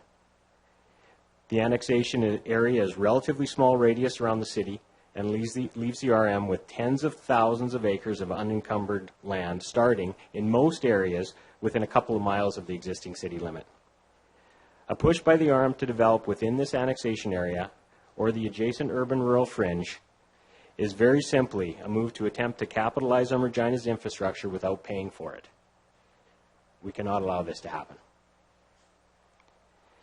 In conclusion, this long-term growth plan did not appear overnight. It is the product of an exhaustive amount of work by your administration and the engagement of hundreds of individuals and stakeholder groups who participated in the Design Regina process and the previous planning work involved in the Downtown Master Plan, the Suburban Office Study, and the ongoing planning surrounding our transportation network and our OCP, which is nearing completion. It is unbiased, it is factual, it is transparent, and it needs to be supported. Thank you very much for your time. Thank you, Mr. Forster, for your presentation. We do have questions from Council. Councillor Hinks. Thank you, Your Worship, and thank you, Mr. Forster. In your opinion, and the history your company has in our city, what would happen if this annexation wasn't granted? We would quite simply not be able to capitalize on the growth that we have. The RM cannot provide the services for the density targets that we have set as a community in this OCP. And in order for companies like ourselves, companies like Dundee, to invest the amount of money we need to invest in the infrastructure required for this project, we need to know with surety that the city has planned for that growth. We are operating in an area that sequentially is being phased into that growth plan, and that we are dealing with a jurisdiction that has the sophistication and the ability to execute on our overall plans. Thank you. Thank you for that answer. In your experience, and I know that you don't only invest in Regina, in other cities, have you seen where annexations have been stopped, and what would the result, or what the result was when it was stopped? You only have to go so far as to Calgary to see what happens when you have unencumbered growth of the RM surrounding it, a fast-growing community in its center, and it's butting up against non-compliant land uses. So you're forced to either leapfrog these developments, and maybe they're industrial adjacent to residential, and sometimes they're just very low-density developments adjacent to high-density areas. Once you leapfrog them, then you have to annex them, then you have to service them, and that is incredibly costly for a tax base. And you would say that would create a serious challenge for any type of infrastructure, and how you would leapfrog over and adding that infrastructure to those kinds of developments. It's nothing, Your Worship, that money can't fix, but it's something that money is something we don't have in the growth of our community right now. We have investments in many communities in Saskatchewan and Alberta. I spent the greater part of 15 years with my suitcase packed, constantly flying to Alberta to do our business. This is a time when we should revel in the fact that we finally got an economy where we can grow our city, and we're a shining spot in Western Canada, if not all of Canada and North America. We need to plan for that growth. I can't believe anyone is chastising City Council for not saying we see a trend, we're going to plan for the execution of that trend, and we're going to capitalize on an economy that I think is the envy of most places on the planet. Thank you, Councillor Hanks. Councillor O'Donnell. Thanks. Good evening, Mr. Forster. Heard much about growth when it comes to residential, but I'd like to get a comment from you about commercial and residential and industrial. And so I understand the residential, but what does this annexation mean when it talks about commercial development and so on? Well, you asked three questions there through the chair. We are quite sophisticated commercial developers in this community. We do office and retail primarily, but we are taking a look at the industrial segment. The retailers that have traditionally flown over our province are now stopping in our province. They're seeing the sales growth that our economy is experiencing, and they're seeing the population growth that our province and city are experiencing. But they are not pioneers. They're not early adopters. What these retail, international and national retailers need to see is a growth plan that says if we come and we open a store, with all likelihood, the area surrounding our store is going to fill out with rooftops, and those rooftops are going to shop in our premises. And that's what this annexation plan, the OCP, Design Regina OCP that we've got, it's chosen 3 new growth areas of the city. So with a reasonable degree of assurance, these retailers can pick a site, they can open their store, and as long as, all things being equal, the growth in our community remains constant, they can assume that those areas will fill out sequentially in a logical fashion. So something about jobs and growth are matched here. Absolutely. Okay. Absolutely. I heard earlier this evening some positive comments about density. It kind of makes my heart warm. Do you concur with that notion that people are accepting density as being a good thing? Your Worship, absolutely. Density is what this community needs to solve its affordability issue. And it used to be, going back into the 80s, where you wanted to really segregate all your uses. If you had high density areas, they were clustered together in a pocket so that they didn't infringe on the single family that was on the adjacent. And then over in the periphery, you had your commercial. All our new communities and everything you're going to see come before you in the next 4 or 5 years is going to be integrated communities. Live, work, play, and stay, where you're going to be able to walk to retail from your home, and your kids are going to go to school with kids of every economic profile, of every ethnic profile, all located in one densely populated community. What the actual density targets are going to be, we're going to see how the market reacts to that as we're putting them through. But when we started in the 80s, we used 5 units per acre. That got to 8, to 10, to 12. And I think you're going to see now 12 to 15 being the new norm in densifying our footprint. And thanks for that. You introduced a notion in your comments, and it was about pick a number. And we happen to have 500,000 before us. Would you argue differently? Your Worship, I would be swinging for the fences on this one. And I would say that Saskatoon's model of saying we're going to plan for 1 million and we're going to have the regional cooperation of the adjacent communities to get there is what I would do. 500, in my opinion, is achievable, and 300,000, I think, we'd like to think is in the crosshairs right now. Thank you. Thank you, Councillor Dowell. Councillor Murray. Thanks, Your Worship. Thanks, Mr. Forster, for staying for questions. Can you tell me about your Harvard developments? How far is the reach? How big is Harvard? How do you go across Canada, globally?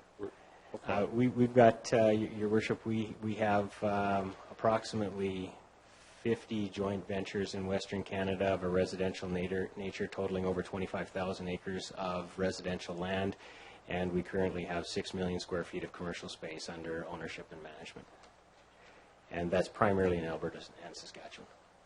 Okay, so around your board table, I'm sure there's some discussion of where do we want to be. Where's the place to be in Canada today? Our boardroom table, Your Worship, has been sitting in the city of Regina for 110 years, and we have always said Regina is the place to be. We were sometimes the only people sitting at that boardroom table over the years, but clearly right now, and I failed to mention that we do have a U.S. division that's located in Arizona. We are the shining spot right now in Saskatchewan in all of North America, and I think we'd like to think that Regina is the place that we're going to be spending a lot of our investment dollars moving forward. Thank you for that. So from a strategic planning standpoint, then you would agree that the direction that we're aiming in would be beneficial to not only business, but individuals as well? Well, Your Worship, clearly we feel that's the case. We think that we are just one cog on the economic wheel in this province, and our business is raw land development as it relates to residential. We don't build, our motto is nothing higher than a curb, but we are a valuable input into the design and planning of our community in concert with your administration and the approving authority that City Council grants. So, yes, we feel that the growth plan is sustainable. We think it's probably, if anything, overdue.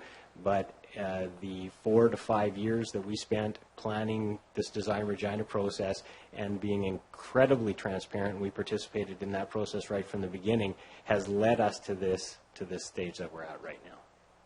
Thank you, Mr. Forster. Thanks, Your Worship. Thank you, Councillor Murray. Councillor Young. Thank you, Your Worship. I'm just curious as to whether you have any investments that would be in the area of social housing. Your Worship, we don't, as I mentioned, we're raw land developers as it relates to the residential side. We currently do not have any social housing projects either in operation or in design. However, we are endeavoring to include those aspects to be developed by others in the two communities we're currently planning today. Councillor Bryce. So having said that, through you, Your Worship, how do you encourage affordable housing or social housing to be built? Your Worship, back to the question I think that was posed to one of the other delegations is affordability is different, I think, to every individual that you talk to. Social housing and affordable housing are two entirely different subjects. It's my personal opinion, after sitting through the Mayor's Housing Summit that we just attended and seeing some outstanding ideas from other provinces and other communities, that social housing needs to be handled through initiatives led by government. I think we need to have government involvement in social housing. Affordable housing is an entirely different aspect that we, the development community, would like to say that we've made inroads in the last few years. You just had an application for carriage homes. That is an outstanding way to deliver affordable housing to our community. It's a small unit. It's above a garage, adjacent to an amenitized lane.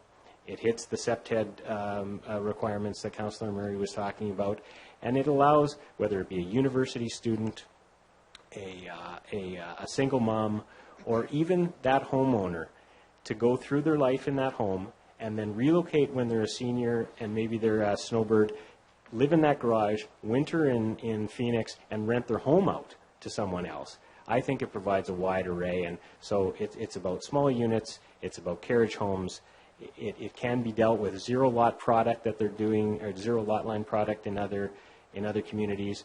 It's not just about apartments, it's about density, and density can be handled in many different ways. But we would like to think that in our new communities, we're going to be delivering a spectrum of homes ranging from the high 200s into the high 800s and every asset class along the way. And that, in my opinion, is delivering affordable housing to the community. Thank you. Thank you, Councillor Bryce. Other questions? Thank you very much. You can return to the gallery and now consider the report before us. Councillor Murray. Thanks, Your Worship. Just rise to bring forward the long-term, sustaining long-term growth supplement report. So this would be CR 1382. And the recommendations within the report are received and filed to get this on the floor. Obviously, there's much discussion about it, and so I'll leave my comments to that as we move forward, because I think you would... Yeah, if you could take the chair. Happy to do so. We need a seconder on the motion. Sure, if I can have a seconder. Councillor Hawkins, that's good. Thank you. Good. Your Worship.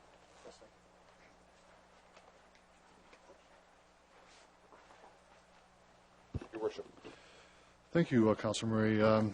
Thank you for the opportunity. And I want to start by thanking our delegations tonight and those who were at the Executive Committee a few days ago. This is a very important milestone in our city. And, of course, I also want to thank the administration for the work they've done as well. This has been yeoman service for our city. In my time on council over the last several years, the biggest issues facing our city in terms of reports going through committees to council has been by Planning Commission. And the major projects we've had has been Design Regina, a growth strategy, planning for the future, a sustainable future for our city, and now we come to tonight. Mr. Deputy Mayor, we have a report that talks about a process leading to annexation, and while it is received and filed, this information will ultimately be approved by council tonight. So I just want to talk quickly about what these are. That we give notice of intention to apply for annexation of the city's boundaries provided under Section 43 of the Cities Act.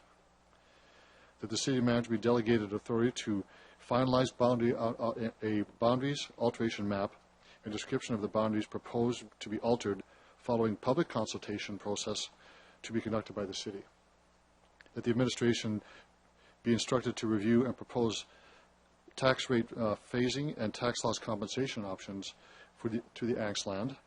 And this matter be brought back to City Council to a special meeting on August 22nd or a date to be determined at the public meeting, if required, and for consideration for a resolution respecting proposed boundary alteration. That's a lot in that report, a lot in those recommendations. We're talking about this council having what I believe to be an optimistic, progressive view of growth in our city, of a long-term sustainable and predictable growth of our city. You've heard from delegations tonight, most of them in support of what we are proposing to do tonight. Now, is 500,000 the right number? Well, I mean, you could say, as Mr. Forrester said, we should hit the ball out of the park, or we could play a number of 500,000, which the considered view of the administration is eminently reachable and can be done. And with goodwill between jurisdictions, that 500 can be changed to something different in the future. But let's be prudent and cautious and realistic in our approach. So while I can argue going to 1.2 million like Saskatoon would be reasonable, I can equally argue that 500,000 is a good starting point. So we're here tonight to say what we've talked about for some time, about using annexation as a tool to secure the land for development of our city. We've been doing our OCP for 4 years, and our neighbors around us, the Armoured has been conducting their official community plan for a number of years. Our administrations have been talking, and our councillors have been talking about how that growth looks, what it looks like. There isn't always agreement on that, but that's primarily because I believe this is about opportunity. We wouldn't be having this discussion 10 years ago. There wouldn't be the demand for growth and population coming in, businesses opening, prosperity happening, we wouldn't be planning as we are today. But if we have one chance to get this right, and I know Council believes this very, very much, one chance to get it right, and that's to work together with, in our case, the Arm Sherwood, to plan for prosperity that we both jurisdictions can equally enjoy into the future. Because if we don't get this right, there'll be questions later. People will say 10, 15 years from now, why didn't we get this right? What happened? What were the reasons why we couldn't come together for the sake of both of our jurisdictions? So we have a situation where we are going to be annexing several parcels of land. We have, as far as I know now, and I want to have this confirmed by the administration, the latest number of landowners around the city of Regina, 15 landowners have written to the city or indicated they want to be annexed in the city. So my first question is that true? Is that an accurate number, or has it changed?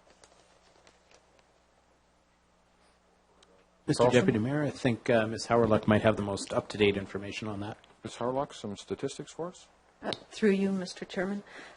There is 17 landowners that have requested annexation to the city. 17, not 15. Okay. Mr. Deputy Mayor, there's been discussions recently about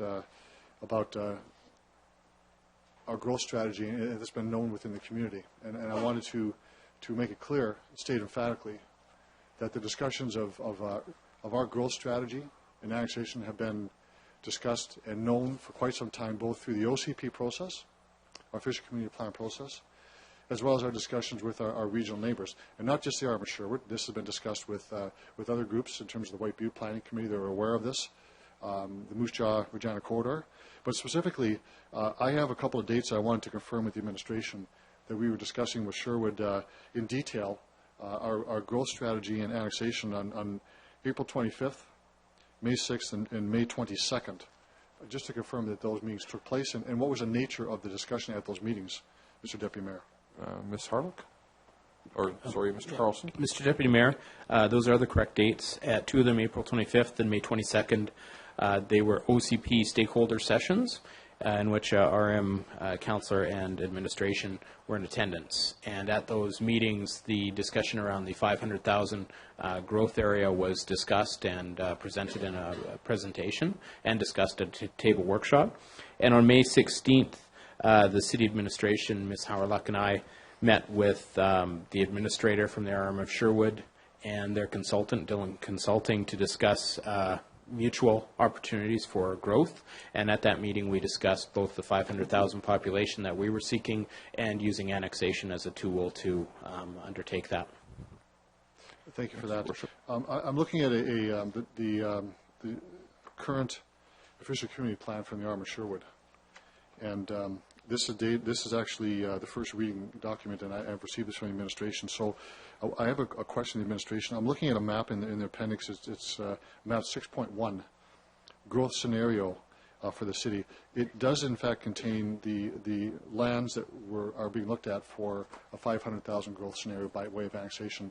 Can the administration confirm that this information is contained in the Arm Sherwood's OCP? Mr. Carlson? Mr. Deputy Mayor, I'll start to answer that, and I'll call upon Ms. Howerluck in a moment. But certainly that is the case, and I'd also note that we're talking now about planning for 500,000. This isn't the first time that City Council has taken a long-term perspective upon planning, and in fact, the current official community plan of the City of Regina goes out beyond 300,000. So there's already identified and approved areas within our existing plan. But to the Mayor's question, I think I'd ask Ms. Howerluck to just expand upon that. Ms. Howerluck? Through you, Mr. Chairman, that is correct. Within their first draft, or their OCP that was given first reading, there is 3 growth scenarios that were provided to the RM on May 16th at my meeting with Mr. Carlson with the RM. Thank you for that. I just note that I'm going to quote from the document. It speaks to Regina wants to protect areas where it wants to grow in the future, and in brackets, through annexation. So the point I want to make tonight is that we have been talking with our partners all along about the need for strategic, sustainable growth as part of even the provincial government's long-term regional growth strategy. And this has been known by all players. I'm hoping that the Arm Sherwood will continue to talk with us to understand that our growth means their growth as well. It is not mutually exclusive. We can all benefit from this. So I'm very excited for this process that we're going through. This is an incredible opportunity for this council and this community to see the kind of growth that we have had and we are planning for the future. It is a once-in-a-lifetime opportunity to see this growth go forward. I'm going to support absolutely and unreservedly the movement to annexation. It in no way precludes the aspirations of the Arm of Sherwood. They've put it into their plan. It's already incorporated into their OCPs, so they're well aware of that. This is a growth strategy that will take many years to fulfill. It is not as though we are going to annex every piece of land that we have identified in areas where there are possible growth scenarios. And indeed, the map that shows the 17 to 19 members of developers who want to, owners that want to develop, does not cover all the areas we're speaking of. So I want to confirm with the administration, the process that we have received letters for annexation, we will move on those for annexation, but there are many other areas and components that we will be negotiating with landowners in the Arm of Sherwood on the final boundaries of annexation. Just to confirm that with the administration. Ms. Harlock? Through you, Mr. Chairman, that is right. We will be going through a process where we'll be analyzing the requests that have come in. It is a long-term process that we will be looking at, and as the Mayor has said, this is one tool in our toolbox, and we will be working with the RM to come up with policies for the urban-rural fringe and how we can move forward on both of our growth strategies. Thank you for that. Your worship. I would urge members of council to support this unreservedly, this move forward. We have many landowners who want to help build our community. The land provided for housing, we've heard it before, we have a 1% vacancy rate. The city does not own land to that capacity to develop it. We annex into the city to provide security of service, the type of service needed in an urban environment. Our plans are that we have with our housing strategy, the tools we use to help bring in affordable housing will be there available for there as well. So we do need to move forward. I'd urge members of council to vote for the report before us. Thank you. Thanks, Your Worship.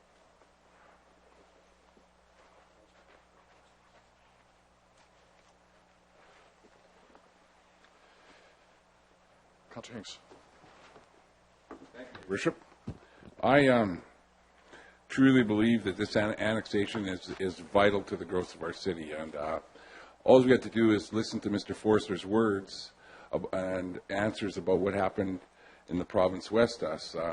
Like, I don't want to see us leapfrogging over other developments to build our city, and we have an opportunity here to keep our city compact and do it right. And it really bothers me when some of the naysayers get down on our developers. And I want to say this, is I think we should be grateful to have people like Harvard and the Hill family here doing what they've done over the years, and Dundee and Cairns, the same thing. I mean, most of us have been in the city a long time, know that these developers and builders, they adjust to whatever the market conditions are. And they've proven that in their last developments, they've proved it. If you look at West Hill and you see the way they've narrowed the lots down to small lots, smaller houses, or if you look at Garden Ridge and see what Dundee did there, I trust these developers totally. They're going to do what what the people want, and they'll make houses, or they'll build houses to what the market demands. Again, these developers, especially Dundee and Harvard, probably had lots of opportunities to bail out of Regina. They chose to stay here and invest in Regina. And I'm grateful for that. And I think our city should be grateful for that too. Yes, thanks. That's good. Thank you, Councillor Hinks. Councillor O'Donnell.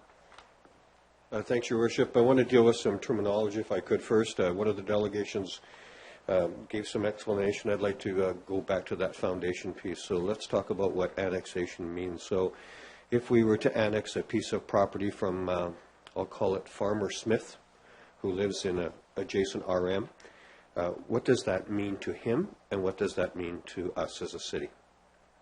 Mr. Carlston. Your Worship, annexation, as the Mayor alluded to earlier, isn't about a change of ownership. So Farmer Smith, I think that's the name you used, Farmer Smith would still own that land. Yep. His taxes would just be paid to the City of Regina. So it's a jurisdictional change. It goes from being in the Arm of Sherwood to being within the City of Regina. Okay. So I used Farmer Smith in particular because farming land is taxed at a certain rate, and now he comes into a municipality. Will his tax rate change? Mr. Carlson? Your Worship, typically the tax rate does change. Relatively speaking, taxes in the city are generally a little higher.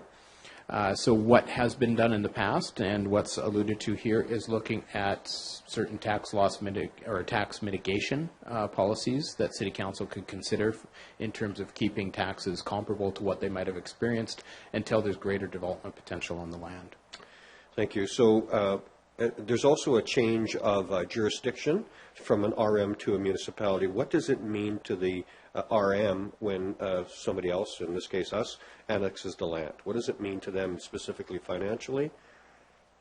I'll leave it at that for now. Mr. Carlson? Your Worship, what that means to the RM is that once it becomes city jurisdiction and we're collecting the taxes, they're no longer either collecting taxes from that land and nor are they responsible providing any services for that land. So that means the city takes over the servicing of that land, whether it's snow removal of the roads on Farmer Smith's property or anything like that. Sure. And then to compensate for that, the city negotiates what's referred to as a tax loss compensation. So because the RM is losing that tax revenue, the city would pay the RM to cover a certain length of time of that tax loss compensation. Some of our past annexations have seen about a 15-year tax loss compensation package. Okay, so let's explain that a little bit more. So is this a one-time payment based on, and I'm just going to pick a number, Farmer Smith pays $100 a year in taxes on this property, not right, but I'll pick that number. Does that mean we then compensate 15 times 100 once, or 15 times 100 every year for 15 years? Mr. Carlson? Your Worship, it could be a combination. It could be a one-time. Typically, the city's experience has been more along the one-time compensation. We've also had experience where we've had lump sum and annual payments to reach about a 15-year equivalent. So it will be a negotiated element component, and it could extend into even broader tax sharing revenue, things like that. So there's quite a variation. So it is understood that there is some tax compensation, but really that can be worked out between the two jurisdictions involved. Could be whatever makes sense. Mr. Carlson? Your Worship, yes, that is a negotiated agreement. So I wanted to be clear about that, no change of ownership, and about the financial compensation. I appreciate that. My comments are going to be brief on this. I struggled with the $500,000. That was really my struggle, not any other part of this. And I've listened to a number of delegations both here and previously and done some reading and certainly looked at other communities. I want to stick with the $500,000. That to me would be the minimum number. And it makes sense. But to me the issue here is more about our decision.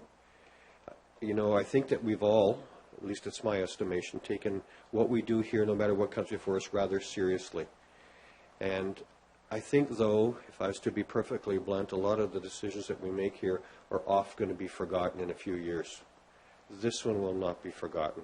Of all the things that we're going to decide in the next while, I might suggest to you this is the most important one, that we have a responsibility to make sure that we plan. We have heard repeatedly about words like sustainable and the future and recycling and. What we haven't always talked about is the notion of I'll say, putting that all into a package and delivering that forward. I think in this case we're not going to be developing the land right away, but I think what we are saying is that for the long term, this is what's best for everybody. I'll be supporting this. Thank you, Councillor O'Donnell. Councillor Hawkins. Thank you, Your Worship. Fellow councillors, members of the public, I was proud to second the motion dealing with the strategic growth plan and with annexation. I appreciated very much tonight the comments of the delegations, and I found them helpful. It is a simple, common sense, universal fact of life that vibrant cities grow outward into rural areas, and that rural areas are not allowed to strangle the growth of vibrant cities. There are 4 reasons, straightforward, why I support the proposal for annexation and long-term growth. The first is fairness. People who use the services provided by an urban area should participate in the payment of those services. There's simply nothing that could be more fair and more reasonable than that, and these annexation proposals are directed to that fairness aim. Second, and I think this was touched on by Mr. Hopkins tonight, is a question of expertise. This city has the capacity and the capability to provide expert urban services, not to a few people, not to 1,000 people, but to hundreds of thousands of people, and it's the only jurisdiction that can do that. Councillor O'Donnell just mentioned putting it all in a package, and that's exactly what's needed here. The expertise to provide affordable housing rules, the expertise to provide planned neighborhoods, the expertise to provide safety through competent policing and fire services, the expertise to provide good sewer and drinking water services, to provide fine urban transit, to provide environmentally sound and sustainable practices. That expertise resides in this city, and that expertise supports the proposal for annexation. The third reason I support the proposal is one of efficiency. You simply cannot run an efficient and safe regulatory regime, the kind of regulatory regime that's needed for an urban area, if you have two regimes butting against each other and competing against each other. That kind of regulatory situation in which two regulatory regimes creates confusion, creates lack of certainty, and is not the way to plan for long-term growth or for long-term quality of life. The regime, the regulatory regime, has to come from one jurisdiction, and I'd submit to you that that jurisdiction is this city. Fourth and finally, and in some ways most critically, this is a capital city of a vigorous province. It's a growing and vigorous capital city of an outward-looking and expanding provinces. Anything that strangles the growth of this city, anything that impedes its footprint, doesn't just harm our city and our population, it harms our neighboring jurisdictions, and it harms the province as a whole. I'm proud of the city, and I'm proud of the province, and for that reason, I support the annexation proposal. Thank you, Mr. Mayor. Thank you, Councillor Hawkins. Councillor Young. Thank you, Mr. Mayor. I am going to support this, of course, but for two reasons. One is that the role of council, as I see it, is twofold. One is to deal with the everyday issues that we have to deal with now, and infrastructure is one of those issues. And the resulting infrastructure issues we face now are really the result of decisions that were made or not made some 40 years ago. So I think that besides coming up with plans to be able to address that in a meaningful way, we need to look to the future in a very comprehensive way. What's going to happen 40 years down the road? Will we have put in place the structures and the procedures and the governance to be able to manage growth, to be able to take care of all of the issues that arise from growth, to be able to sustain this city so that the growth is sustainable, that we're putting money into reserves to be able to repair infrastructure along the way? And we've done that with both of our two major projects we're putting forward now, where we are going to account for 30 years at least of the maintenance of those facilities that we are building. So I think unless we look at the future, we aren't doing our job. And the results of what we do and how we vote as a council will be felt by our children and our grandchildren. So I think this is a very important vote that we're taking as a council this evening, and I will support this. Thank you, Councillor Young, very much. Other speakers? Councillor Fraser, Councillor Bryce. Thank you, through you, Mr. Mayor. It's my opinion that this annexation in conjunction with good regional planning can lead to a better planned city. That's regardless of whether Regina ever hits 500,000 or not. I'm not sure if we will or not, but either way, I think this could lead to better planning. Just a couple questions for administration. One is, do we have a sense, you mentioned about tax loss compensation, that presumably somewhere around 15 years of tax loss is what we'll have to compensate the area for, should this be approved by the Saskatchewan Municipal Board. Do we have a sense of what that real number would be for this much land? Mr. Carlson?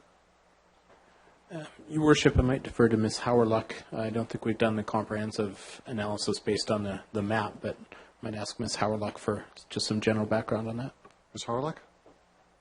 Through you, Mr. Chairman, that's some information that we'll be working on as we go through this in terms of determining what the compensation will be as we move forward. Okay, do we have some idea of the scope? Is it millions or tens of millions or hundreds of millions? No, when the land is bare land, raw land, it's typically quite low because the tax rate is 15 years is typical for a parcel of land. That, you know, if it's like $500 a year times 15 years, so that's typically with raw land.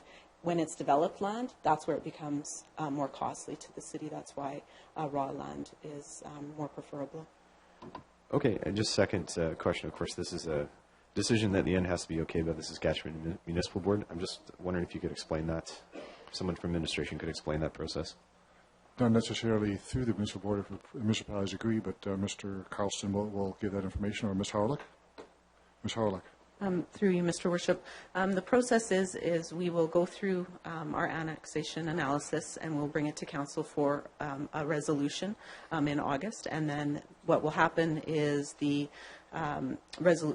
resolution, we'll ask for a complimentary resolution. If it is granted by the RM of Sherwood, then it will go straight to the minister for approval. If it isn't, it will go to the Saskatchewan Municipal Board for a decision. There'll be a hearing and then they'll have to render a decision within 4 months.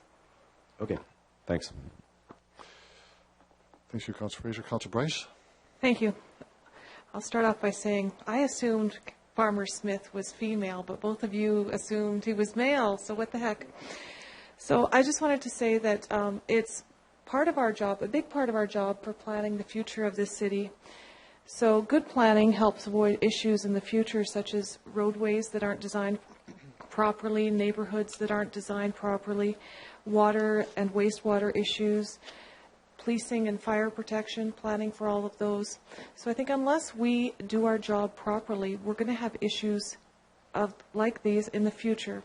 So I think it's prudent for us to move forward and with this plan. And as Pastor Weeks said, if you fail to plan, you are planning to fail. Thank you, Councillor Bryce. Words of wisdom.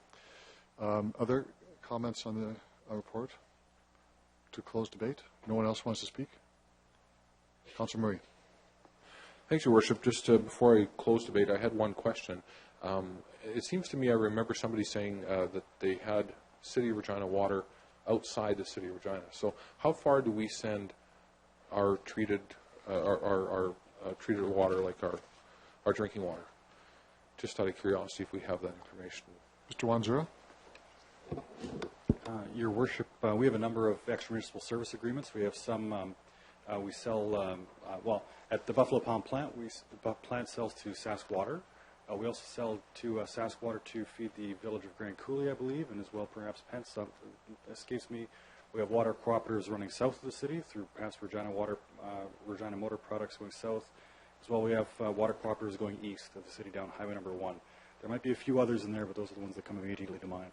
No, I appreciate that, and I didn't expect you would know exactly where all that water goes. But the reality that we already provide services outside of the community. We talked about that with the church. Pastor Weeks' church is outside of our community, and yet they receive service. So as we grow and continue to grow, we're going to simply be catching up to what we're already doing anyway. We're already out there servicing because it takes a large city like ours to be able to supply the needs that are there for the citizens, whether that be water or sewer, all the rest of the infrastructure we provide. In fact, we're asked to provide it outside the city simply because other jurisdictions just don't have the wherewithal or ability to do it. So knowing that as we progress forward, being able to do it in a strategic way, Your Worship, it just simply makes sense. I can't imagine anybody opposing it. When you stop and truly look at what this means for our future, for our children's future, this is about strategic planning. One of the delegates before us spoke, Your Worship, about proper planning and the idea of having to encapsulate maybe an acreage. Sure, it's nice you want to have an acreage, but what happens when you put high-density residential right up against the acreage? That Farmer Smith, maybe she's going to feel kind of odd because her acreage is now encapsulated by the city. But just imagine the rest of the residents who are helping to offset the cost of running a sewer line, I don't know, a couple hundred meters further, with nobody connecting onto it anywhere in between. That's expensive infrastructure. So we need to make sure that as we grow forward, we do this correctly. And Your Worship, I can't imagine why anybody would oppose it. We've heard all kinds of ideas, but they just don't seem to hold any water.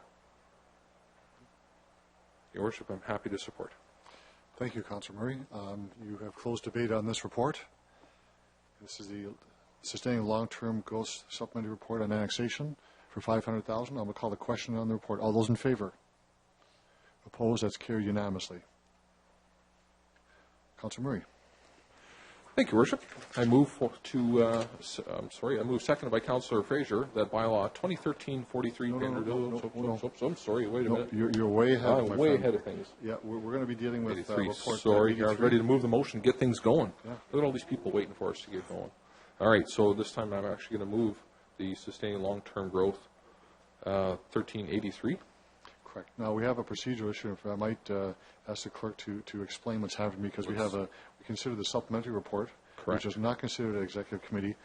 In that report, while it was received and filed, contained many recommendations on annexation and steps to go forward, which I outlined in when I spoke at the beginning of the meeting. So, Madam Clerk, if you could explain the process, please. I could, Your Worship.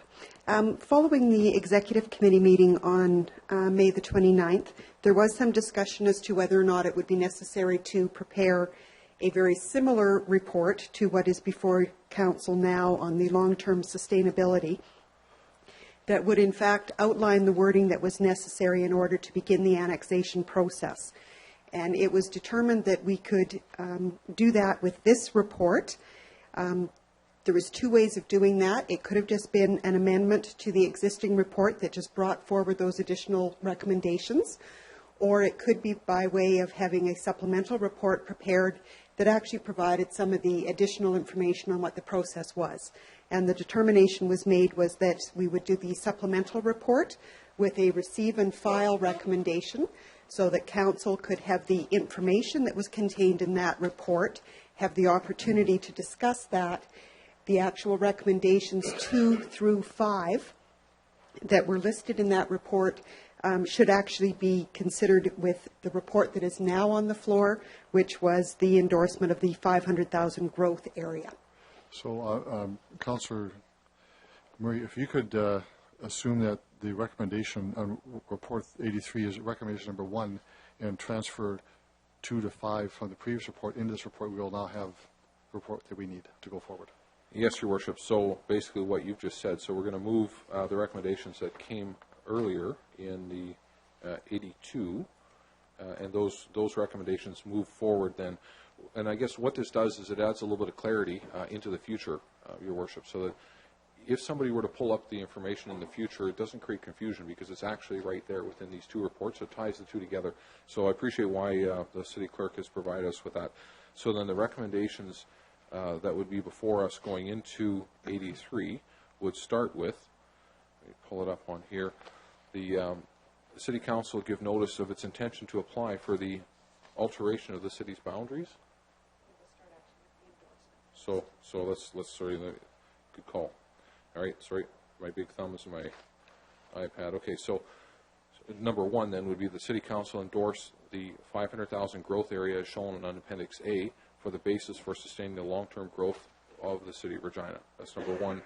Then number 2 would come to us that the City Council give notice of its intention to apply for the alteration of the city's boundaries as provided for in Section 43 of the Cities Act. Number 3, that the city manager be delegated authority to finalize the boundary alteration map and description of the boundaries proposed to be altered following the public consultation process to be conducted by the city. Number 4, that the administration be instructed to review the proposed tax rate phasing and tax loss compensation options related to the annexed land. And finally, Your Worship, number 5, that this matter be brought back directly to City Council at a special meeting to be held August 22nd, 2013, or such other date as determined for a public meeting if required, and for consideration of the resolution respecting the proposed boundary alteration. Thank you, Councillor. I'm just going to ask for a seconder of that motion, please. Councillor O'Donnell seconds it. Continue on. Thanks, Your Worship. So as aforementioned, what we've kind of done is taken these two reports and be able to blend them together. So essentially what we're doing now is creating this strategic plan going forward and all the working pieces to make it happen. So as you know, this is critical. It's very important for our future, for our city's future. And so I think it's important that we move carefully, prudently, and that what we do is strategic and does take our community to a better place than it is today. Often I've said, what did this city look like 100 years ago? We just, only a few years ago, 7, 8, 9 years ago, 2003, holy moly, it's already 10 years ago, we celebrated 100 years, City of Regina. What did our forefathers and mothers say about our community? What was it going to look like in 2013? Interesting exercise, because at that time, they wouldn't have imagined some of the things that we have today. They would have thought that was so pie in the sky. So we need to start to think, what does our community look like into the future, 100 years from now? I guarantee it's going to look much different than it does today. There will be a lot more people that are going to call Regina home, and we have to make sure we're prepared for them. So, Your Worship, happy to support. Thank you. Thank you, Councillor Murray. Councillor Hinks. Thank you, Your Worship. There's a lot of confusion out there about what 500,000 means and what 300,000 means. Now, earlier tonight, I had a conversation with Ms. Harlock, who is our expert on this issue, and I'm just wondering if you could maybe explain the way you talked to me about what 500,000 means and what 300,000 means. Ms. Harlock? Through you, Mr. Worship. The information about the 500 and the 300,000 is the 500,000, we still have a 70-30 split, which is what we're looking at with the OCP. So it's 30% infill, 70% new greenfield development. So the 500,000, the total, is for the total citywide development. So that's greenfield and infill. So through annexation, we'll be looking at that, keeping our compact form, doing infill development, and through policy development, through the urban rural fringe, we'll be developing policies that will help protect our long-term growth. Councillor Hinks? I guess maybe I want to clear it up that 500,000 just means we're protecting our borders out that far. That doesn't mean we're taking over or buying that property. It's just that we're protecting the city's growth to 500,000. Ms. Harlock?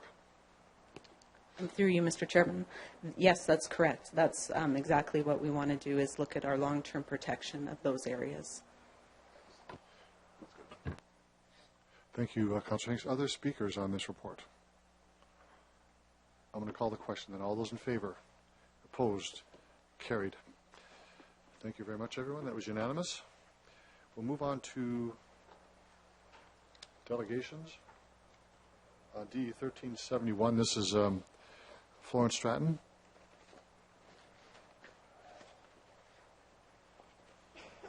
If you could identify yourself and who you represent. You have 10 minutes for your presentation, and there may be members of council who have questions afterwards. My name is Florence Stratton. I participate in the Making Peace Vigil.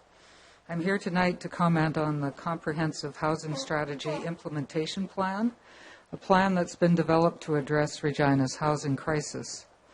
I was delighted to see that in dealing with the issue of rental supply, the implementation plan recommends the development of a monitoring system for rental conversions to condominiums and demolitions. Another document indicates that with regard to condo conversions, this monitoring system might very well require, quote, an increase in the vacancy rate before condominium conversions are allowed from 2% in the current policy to a 3% vacancy. Regarding demolitions, I wasn't able to find any further information in the meeting documents. However, the intent seems to be a bylaw prohibiting the demolition of rental units when the vacancy rate is below 3%. This is very good news indeed. I was also pleased to see in the implementation plan a reference to enforcing the maintenance of rental properties. However, the enforcement measures listed are rather weak. Moreover, they include, quote, voluntary compliance on the part of landlords. Experience shows that voluntary compliance is highly unlikely. The consultant's report places considerable emphasis on the bad state of repair of much of Regina's rental housing. Although the report does not use the term rental unit licensing, it strongly suggests it as the answer to the problem. At the very least, the city might investigate best practices regarding rental unit licensing from other jurisdictions. Sadly, the implementation plan retains the Made in Regina definition of affordable rental housing as, quote, housing with rents at or below average market rent, although this time the definition is hidden under the heading at or below average market rent, as if that were the term being defined, and buried near the end of the document. As the consultant's report states clearly, the market does not work for low and moderate income households or homeless individuals. If it were in the interest of the private sector to provide truly affordable housing, it would already have done so. Regina is not only experiencing a housing crisis, it is also facing a homelessness catastrophe. In 2010, the last year for which figures are available, 3,400 people were homeless in Regina, and that was before rents went up another 11%. The market is not going to deal with this catastrophe. Government intervention at every level, including the municipal, is required. There are a number of measures the City of Regina can very easily take, which will go some way towards addressing the city's housing and homelessness crisis. Some of these, including regulations for condo conversions and demolitions, have been incorporated into the implementation plan. Others have been omitted. Foremost among the latter is the omission of the standard Canadian Mortgage and Housing Corporation definition of affordability when talking about rental housing. Quote, the cost of adequate shelter should not exceed 30% of household income. The currently employed Made in Regina definition will mean that Regina's housing crisis and homelessness catastrophe will only grow in numbers. It will also make a laughingstock of the City of Regina. Here are three other measures omitted from the plan that would help the city deal with the housing and homelessness crisis. 1, the city can require developers to include truly affordable housing in their plans or pay a fee into an affordable housing account. 2, the city can invest all revenue derived from the development or sale of city-owned land in social housing. 3, the city can seize property that does not comply with city codes, as well as abandoned and boarded-up houses. Winnipeg has such a use-it-or-lose-it bylaw. Seized units can be repaired and converted into social housing. These three measures would provide revenue for social housing. The Mayor's Housing Summit, from what I've been able to gather from media reports and from folks who attended, provided some excellent ideas on housing. The following two seem particularly worthwhile. 1, pocket suites. Pocket suites are an attractive made-in-Winnipeg alternative to boarding houses. Newly built, small and affordable, pocket suites are aimed at single, low to medium income workers. Each suite is a self-contained apartment with a separate entrance and bathroom and kitchen facilities. Hence, unlike boarding houses, which are inherently dangerous, pocket suites provide safety as well as privacy. Unless I missed something, there's no reference to pocket suites in the implementation plan. Number 2, Housing First. Housing First is another idea that was discussed at the Mayor's Housing Summit. In fact, by all accounts, Tim Richter's presentation on Housing First was the most inspiring talk of the summit. Yet as far as I can see, Housing First is mentioned only once, and then only in passing in the implementation plan. As it is described in Calgary's 10-year plan to end homelessness, Housing First puts the highest priority on moving homeless people into permanent housing with the support necessary to sustain that housing. 5 years into the plan, Calgary has been able to create over 3,300 units of permanent, affordable, and supported housing. Adequate, safe, and secure housing is a human right. The City of Regina has a moral obligation to end homelessness. But homelessness is not only a moral issue. As Tim Richter points out, it is also an economic issue. This is because it costs more to respond to homelessness with emergency services, such as shelters and hospitals, than it does to provide a homeless person with appropriate housing. According to Richter, in Calgary, they found that providing housing, along with other supports and services, costs only $30,000 to $35,000 per person per year. Conversely, one homeless person was costing the system on average $95,000 a year, and often much more. So there's more than one good reason to include Housing First in the implementation plan. The elephant in the room at the Mayor's Housing Summit was evidently rent control. Since representatives from the provincial government were present, the summit provided a golden opportunity for City of Regina officials to lobby for the introduction of rent control legislation. But it seems this didn't happen.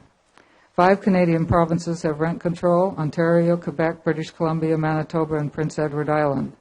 This means that 80% of Canadians live in jurisdictions with rent control. Critics of rent control claim that it causes a decline in the construction of rental units and an escalation in the abandonment or conversion to condos of existing rental stock. Hence, they say, rent control results in the shortage of rental units.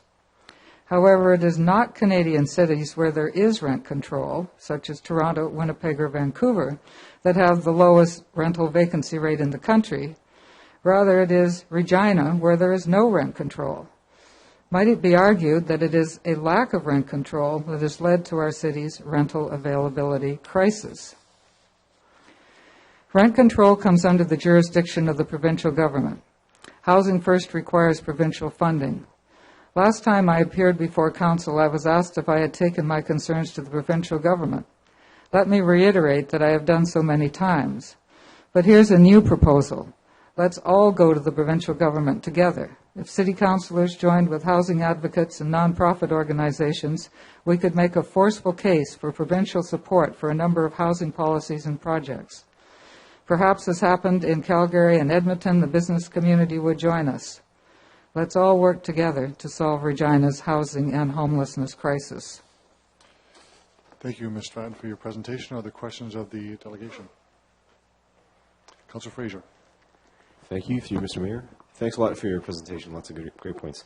You just made reference early on in your presentation to a piece about demolition, about limiting demolition. I'm sorry, I didn't pick up on that in the actual presentation. Okay. So if you remember what you're referring to, thanks. Okay. It's the document was labeled EX 1328.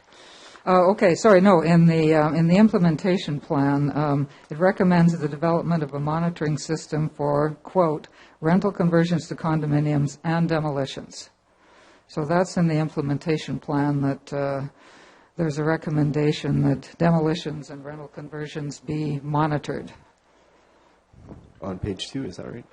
Or Page 41. Okay, 41. Okay, thank you. Yeah. Thank you, Councillor Fraser. Other questions? There are none. You can return to the gallery now. Thank you very much, and we'll consider our next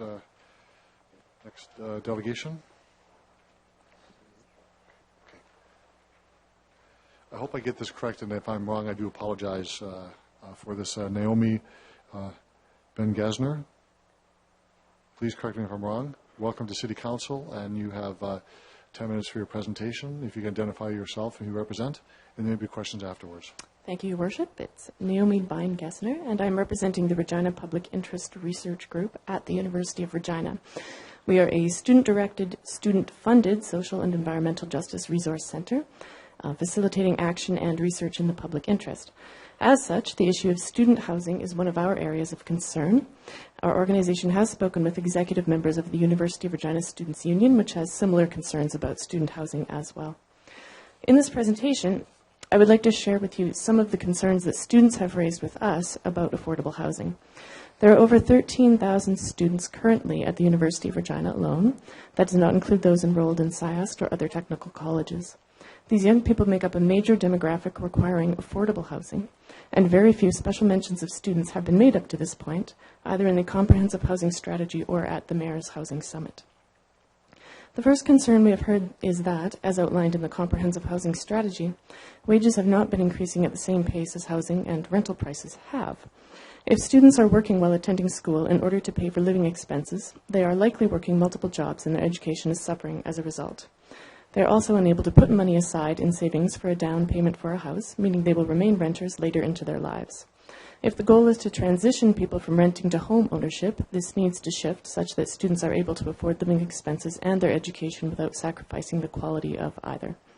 The second related concern is that the situation is stunting the progression of students from youth into young adults. Due to the lack of affordable housing in the city, students are needing to stay in their family homes or to choose other types of housing, multiple roommates, etc., instead of moving out on their own because they cannot afford to both go to school and to pay rent and living expenses, even if they are working. These would be the next generation's leaders and shapers. Instead of stunting their development into adulthood, we should instead be supporting them in every way in order to make the best possible world in the next generation. Though housing may not seem like an immediate part of this equation, it actually becomes very important when we think about providing students with the best educational experience and therefore providing our society with the best future. The third concern we heard was that we are driving current and potential students away from our city. Other bigger cities offer more vibrant and diverse communities and events, more educational opportunities, and also much cheaper housing. Students are leaving our province because they see that they can attain their educational goals, enjoy benefits such as artistic and cultural experiences, and live more cheaply in other places. And as we know, many students, by the time they complete their education, will stay in that city or province. They will be in their 20s or 30s and likely to have built a life in that city with friendships, relationships. If we lose potential students to other cities, they will be unlikely to want to return to Regina afterwards. Based on these concerns, we would like to draw attention to a few key parts of the comprehensive strategy before you today. First of all, this report still defines affordable housing as housing with rents at or below average market rent. The concerns with this definition, rather than the CMHC definition of no more than 30% of one's income going towards housing expenses, have already been laid out eloquently today, and we are specifically concerned that the average market rent is not necessarily affordable for a student's budget. We would like to see the CMHC's definition implemented instead. Second, at the Mayor's Housing Summit, which we were fortunate enough to attend, little mention was made of the issue of wages not having increased at the same rate as rental costs. To this end, we would like to see a mechanism to control or regulate rental costs, such that students can better afford housing on their budgets. Third, many students shared stories with us about landlords not fixing broken items in their properties, not caring about health concerns such as mold and other terrible experiences. These students often do not know where to turn about these problems, especially since a complaint might mean a loss of housing, which is disastrous with a low vacancy rate. Regarding compliance with safety and property maintenance standards, the new housing report says that it encourages voluntary compliance from landlords. We are concerned that this encouragement for voluntary compliance will not be enough and will again leave our students with difficult, unhealthy, unsafe choices. This adds not only health concerns, but also anxiety and stress onto students who are already anxious about doing well in their education. In closing, I would like to reiterate how necessary it is for students that this issue of low vacancy rates and lack of affordable housing be fixed as soon as possible. The more years that go by without substantial action on truly affordable housing being created or revitalized, the more students we will lose to other provinces or cities where the cost of living is much cheaper. Not only are the immediate concerns great, but the long-term concerns for our economy and our society also demand an effective and quick response to this issue. Thank you. Thank you, Ms. Bein-Gessner. Thank you very much for that. Are there questions of the delegation? Councillor Fraser. Thank you, through Mr. Mayor. Yeah, thank you so much for your presentation. I appreciate your concern. Just two quick questions. Student housing is a big challenge, as you brought up. Do you have any comment on the new residents at the university? And also, do you have any other suggestions or ideas of how a city or a council might specifically address student housing within the spectrum of affordable housing? Thanks. Through your worship, thank you for those questions. The new residence project, the residences are due to open up for students in 2015, and they're adding a little more than 600 spots. Right now there are, I think, 1,240 spots, I might be about 20 off that number, available for students at the University of Regina. And as you can see, that's less than 10% of the students that attend the university. And there is a high proportion of international students who, of course, will not be living at home while they attend the university. So President Timmins has indicated that many Canadian universities have up to 25% of their students accessing housing in residences. So obviously the University of Regina is much behind that.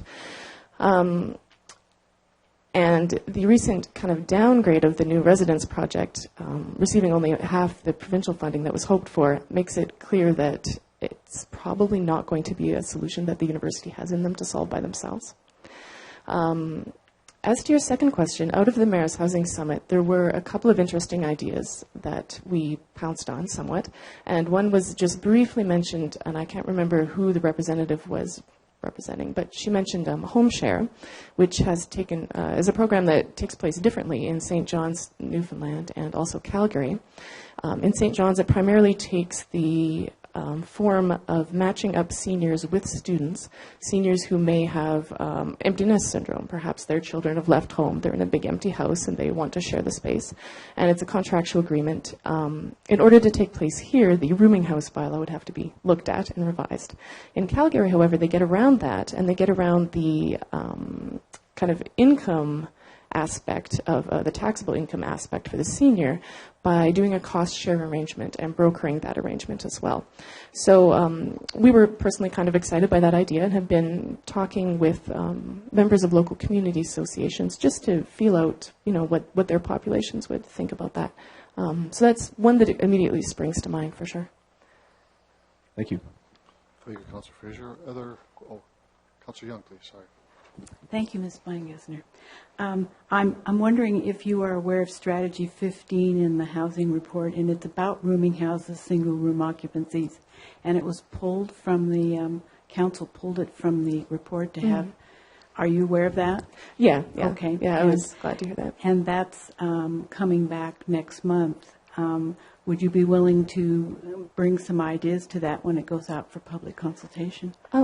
Just like the one you mentioned. Sure. I think myself or someone from our organization or hopefully the Students' Union as well would love to comment on that. And then Strategy 13, you mentioned voluntary compliance. Are you aware that it's also talking about the potential to audit and enforce maintenance and advocate for additional authority to inspect and enforce standards? So we're hoping it goes beyond that. Are you aware that that's in there as well? I think just our general concern is with language around promote and encourage and advocate, and we'd like to see a little more require in there. But these are definitely positive steps. I know at the Mayor's Housing Summit we just didn't hear from a lot of the representatives what we were hearing from our constituents, which is there are really intolerable living situations out there and we can't get out of them and we don't know our rights and we feel threatened, and we'll be taking actions on our end, of course, to make people aware of what they can do about these situations, but would appreciate a lot of help from the city as well. Good. Thank you. Thank you, Councillor Young. Other questions? There appear to be none. Thank you very much. You can return to the gallery and we'll move on to our next delegation. Nicholas Olson.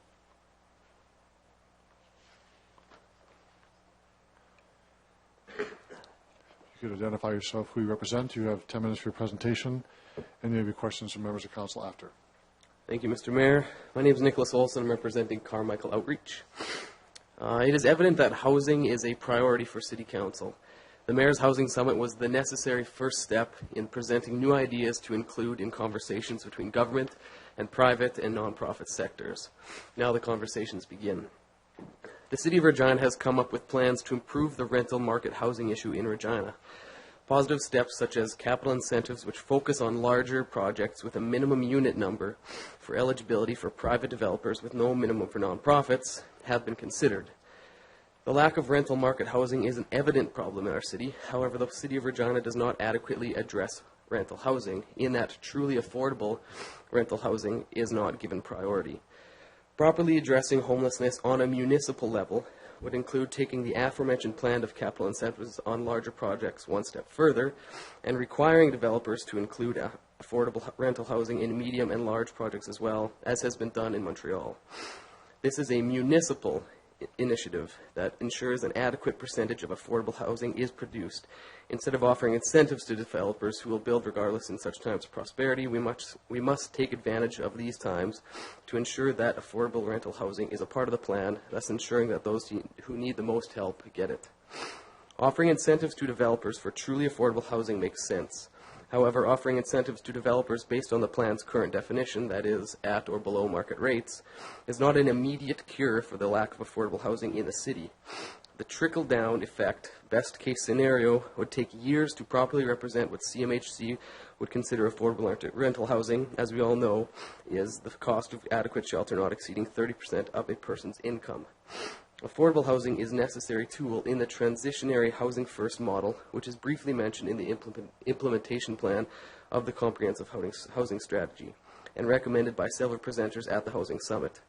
Other cities have taken multi-year pledges to eliminate homelessness on a municipal level, taking the lead by advocating strongly to the provincial and federal governments, as well as implementing strategies similar to those that have been previously shared through the Roof Ready Regina document and other community-based initiatives. With the current implementation strategy of the city of Regina is taking steps to improve the rental housing market, but is effectively doing nothing to eliminate homelessness. Please, as you move forward with the implementation plan of the comprehensive housing strategy, consider the importance of affordable housing in a healthy community and economy, and take every possible step a municipal government can to address these issues. Homelessness is not just a provincial or federal issue. If homelessness is to be ended, municipal governments must also take significant steps. Let us use what we learned from our counterparts in Calgary and Vancouver and take proactive step in ending homelessness, starting with a proper plan to include affordable housing. Thank you. Thank you, Mr. Olson, for your presentation. Any questions? Councillor Fraser? Thank you, through Mr. Mayor. Thanks for your presentation. You mentioned the Montreal example in past presentations too. I'm just wondering if you can elaborate a bit on exactly what happens there. Thanks. I do have more information that I don't have with me that I have researched. When I brought it up last time, essentially they call it for large developments over 200 units being committed by a developer, that 30% of those would have to be going towards social housing or affordable housing, about 15% of each, and that would be built specifically in the same neighborhoods that those developments are going in. The affordable housing and social housing would be designated by neighborhoods essentially.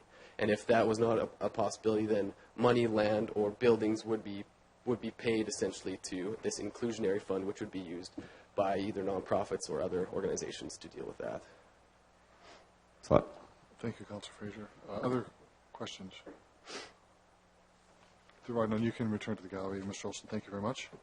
Go to our next delegation, Mark Spooner. Mr. Spooner, if you could identify yourself as well, who you represent. You have 10 minutes for your presentation, and councillors may have questions afterwards. Sure. Hi there. My name is Mark Spooner. I'm a housing researcher, I guess, representing the community. Mayor, City Council, thank you so much for your invitation to speak tonight. It's an honor, and it's so great that consulting with the public is as important as it is to Council. First, congratulations and kudos to the Mayor and City Council for putting on the Housing Summit. It was an impressive lineup of speakers, presentations, attendees, and ideas. It was heartwarming to be a participant and to play a role in complementing the summit with additional voices, and to see so many city representatives, delegates, and other government officials from every level participate in both the main summit and the complementary one. It is so wonderful to see City Council taking on Regina's affordable housing crisis. I look forward to collaborating closely with or being on the recently announced Mayor's Housing Forum. Secondly, with regard to the Comprehensive Housing Strategy Implementation Plan, it is great to see the guiding principles as outlined on page 3 and 4 of the implementation plan. The guiding principles of the Comprehensive Housing Strategy are used to define the overall intention of the city's housing strategy. And some of these include help provide safe, secure, affordable, and well-maintained home for all residents, help people who are homeless or at risk of homelessness to quickly access safe, affordable, and stable housing, develop policies and programs that promote social inclusion, be inclusive of all people regardless of their social, economic, or cultural affiliation, aim policies and resources at areas where there are gaps in the private market's ability to address housing needs, namely the needs of the low and moderate income households and the needs of homeless individuals should be prioritized.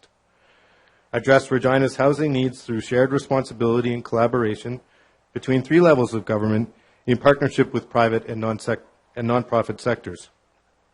Use the city's role in housing to identify its actions and monitor and evaluate the effectiveness of policies and programs on an ongoing basis and introduce changes needed. It is also great to see you are among the mayors of Canada's biggest cities calling for a national housing strategy. To see you putting pressure on the federal and I hope provincial government to play a more active role on the homelessness and housing file is an important key element if we are ever to truly end homelessness in Regina and in Canada. However, where I do have a few questions, and I wonder if either these matters might simply be an oversight or a misunderstanding, or if clarification might be in order, are pages 56 and 74 still define affordable rental housing as housing with rents at market or below average, housing with rents at or below average market rent. And page 74 states this is a program definition. And I recall, Mayor Fougere, you stating the same in the media as well. And I also note under Strategy 1 on page 19 of the implementation plan, under the heading Comprehensive Housing Strategy Goal of Addressing Insufficient Supply of Rental and Affordable Housing, that the plan calls for capital incentives of $15,000 per rental unit, which is itself an increase of $5,000 per unit from the previous plan. So therefore, under the terms of this new housing plan, the city will pay developers of market rental housing units $15,000 per unit, and under the terms of this same plan, state the city's program is creating affordable rental units which will rent at market or below. So, we are essentially subsidizing market rental construction in one of the country's hottest markets and calling it the creation of affordable rental housing under the defined terms of the plan. I ask each councillor here tonight, all members of the media and the public, were you and are you aware of this? Does this sound right to you? How many of these units do you expect will house low-income individuals and families? Is there a ballpark number or a percentage you can guesstimate for us? So I ask, would that money not be better spent under initiatives and programs that are truly designed to house those from moderate to low incomes and not going to developers creating market rental housing if, as the goal states, those incentives are to address insufficient supply of rental and affordable housing?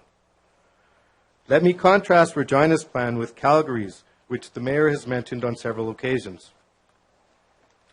Under the terms of their plan, they call for the creation of 6,000 truly affordable housing rental units to be developed by 2018.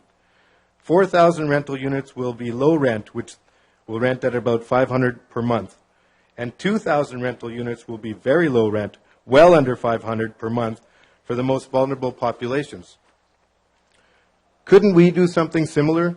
Start with a plan that calls for 500 or 1,000 units that rent for under 500 and go from there? Finally, I ask, where is the oversight? Who or what corporations are these current proposed initiatives using public monies serving in the end? What are the reporting procedures? Surely the plan will need to be updated and reviewed before 2 years are up, contrary to what is stated on page 19.9. Where are the real measurable outcomes in terms of helping those Reginans, those individuals and families with low to moderate incomes in desperate need of assistance? In the end, success can only really be measured by the number of otherwise inadequately housed individuals and families at every level of the financial spectrum now safely housed as a result of these initiatives. Thank you for your time and, even more importantly, your consideration. Thank you, Dr. Spooner, for your presentation. Are there questions of the delegation? Oh, you made yourself very clear. Thank you very much. Thanks. Councillor Murray, you want to bring in the report on the Comprehensive Housing Strategy Implementation Plan. Thanks, Your Worship. You just did it for me already. So there you go. CR 1384. So there are three parts to the Comprehensive Housing Strategy Implementation Plan. First part, that the Comprehensive Housing Strategy Implementation Plan, hereafter known as HCSIP, outlined in Appendix A, be approved, and the administration be directed to begin implementation of the Comprehensive Housing Strategy. And a part two, that the funding of the additional 2 permanent planning staff within the neighborhood planning branch and program funding for the amount of $200,000 from the 2013 Capital Fund Reserve to support the city's housing initiatives and to be implemented by the Comprehensive Housing Strategy as outlined in Appendix A be approved. And Part 3, that Appendix C, including the notes from the interactive delegate session of the Mayor's Housing Summit on May 13th and 14th, be received and filed. Your Worship, all of this to simply bring forward that we are moving forward, that we are employing people to make a difference, to find solutions, and to work within the information that we did gather. Right from the onset, Your Worship, you talked about that we wouldn't have all of the answers. We wouldn't come out with all the solutions, and we wouldn't end the Mayor's Housing Task Force or the Mayor's Housing Summit with all the answers. We knew that going in. The problem is significant. It's huge. Across this country, it's a plague. It's an epidemic that governments are trying their very best to solve for the people. We're elected by the people to serve the people. That's our purpose. And so those people need a place to live. They need reasonable housing. The challenges we face here are obviously different than they would be in other parts of the country. Recently, several of us attended the FCM, and we saw homelessness in a slightly different example. Downtown East Side, East Hastings, dramatically different when it comes to housing and the struggles they face, but nonetheless, none even more important or less important. We still need to address it for all those people who are facing a homeless situation. So, Your Worship, again, this was simply the beginning of that process as we went through to start to lay out the groundwork. And I'm encouraged by what we have before us, and I know that there's much work to be done. So, Your Worship, those would be my comments. Thank you, Councillor Murray. Are there other comments or questions on this report? Councillor Fraser? Thank you, through you, Mr. Mayor. Just 2 quick points. A few of the delegations brought up the fact that our definition of at or below market rent, there's actually 3 different definitions in here, so I think that's just something we need to clear up. It's just a technical issue. But on page 20, it's defined as rental units with rents at or below average market rent as reported by CMHC, and then on page 56 and 74, it's written as affordable rental housing with rents at or below average market rent. So my suggestion would be that all 3 of those, just for clarity, I don't think it really changes the spirit or intent a bunch in here, but for clarity that the definitions on page 56 and 74 be changed to the definition on page 20, if that makes sense. Maybe perhaps we can comment by the administration on that. Okay. Mr. Carlston? Your Worship, I think I'd defer to Ms. Barrett on this one. Thank you, Your Worship. Yes, that's correct. Under Strategy 1, it defines assisted homeownership and at or below average market rent. Those definitions should have been carried to the glossary in the back. So we are still defining affordable housing by the 30% CMHC definition, but for the purpose of our programs in which we can only suppress the cost of units, we can't provide supplements to households. We have to therefore address the income of the households and the rental rate at which the units can be offered. Does it help, Councillor Fraser? Yeah. Thank you. Okay, and just one final comment. That the last few weeks for me have been a lesson in government subsidy, actually. That we as a municipal government are spending a significant amount of money, about $2.2 million a year, to try to move the market. And the way I see it, that's the end goal, is to try to move the housing market.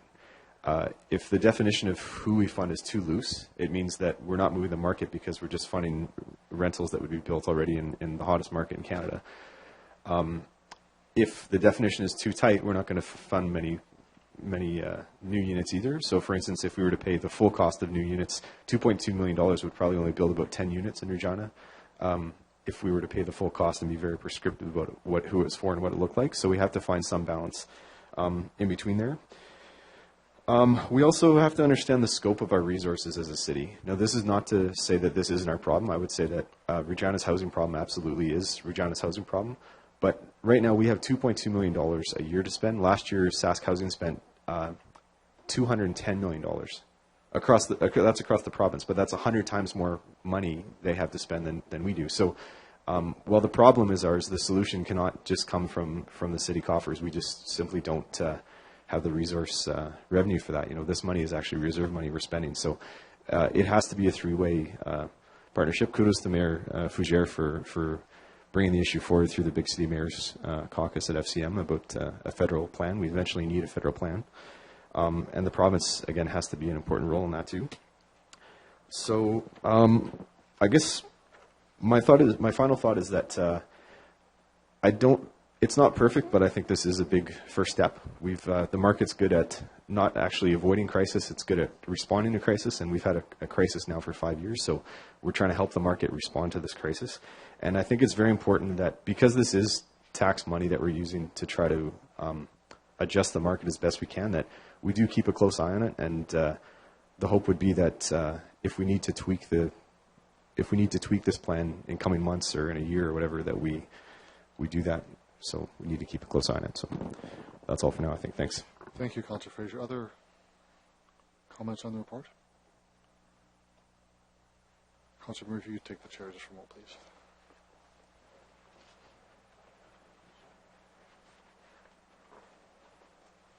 Your Worship. Thank you, Mr. Deputy Mayor.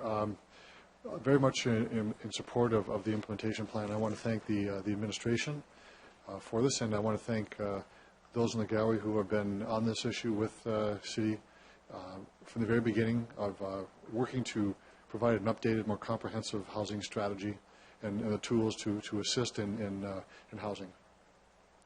We just came through the Housing Summit, and I think it's fair to say that every member of council and the administration are absolutely looking at how we can invest that we can in our means to address the affordable housing issue in our city. No question about that at all.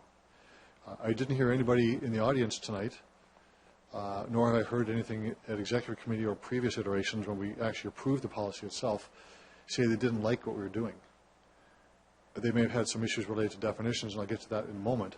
But everyone that I heard was very pleased with what the city was doing, and we're thankful for the consultation. And that's a tribute to the administration for bringing this forward in a way that reflects very much, I think, a consultation process that reflects the community values that we want to share here. But we're not going to agree on everything. It's virtually impossible to do that. But there is one theme that's come out that I've heard tonight and I've heard before.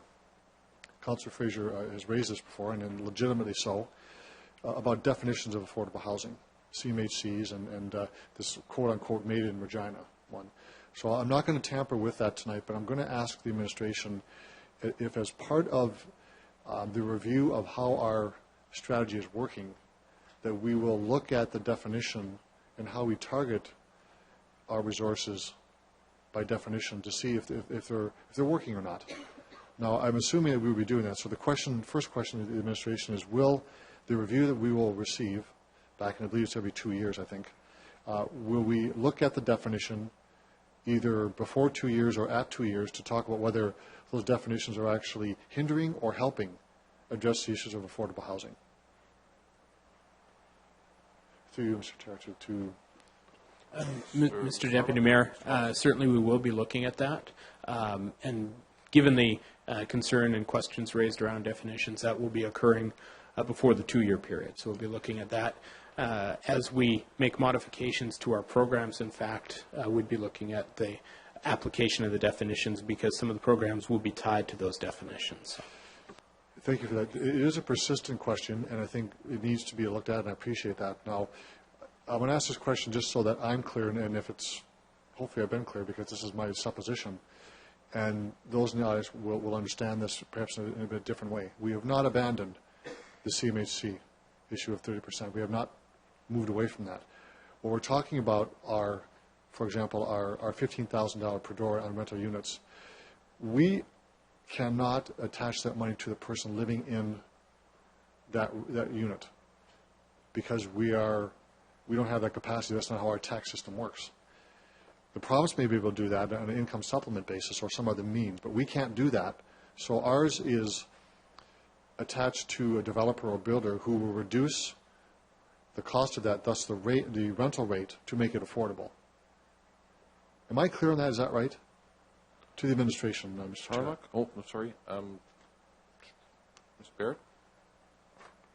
Thank you, Your Worship. Yes, that is correct. And another point that I might add is that in attempting to stack or complement provincial programs, that the use of the below market rent and the maximum income level are also provincial definitions.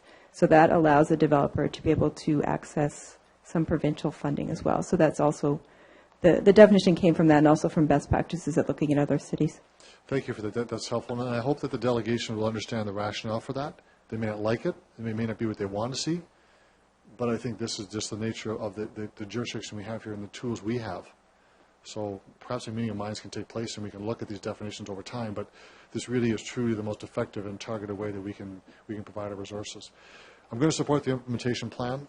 Absolutely. I think it's a great job. And thanks to the administration again and members of council for input on and the public of how we implement and the stages are going forward. But housing is very much on the top of mind on the radar screen on our agenda and will remain that way for quite some time. Thank you. Thanks, Your Worship.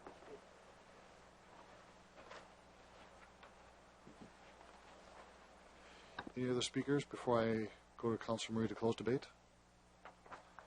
Okay, I will call the question on the report. Then all those in favor? Opposed? Carried.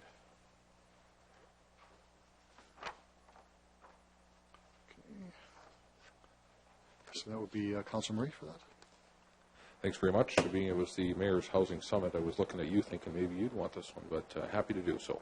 CR 1386, the recommendations receive and file. This is the conclusion report around the Housing Summit, and I know that watching the time we were getting late, so I'll leave my comments to that, Your Worship.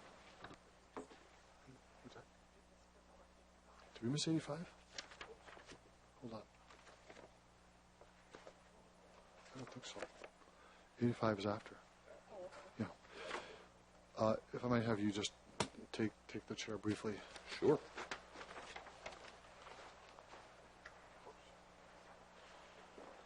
Your Worship.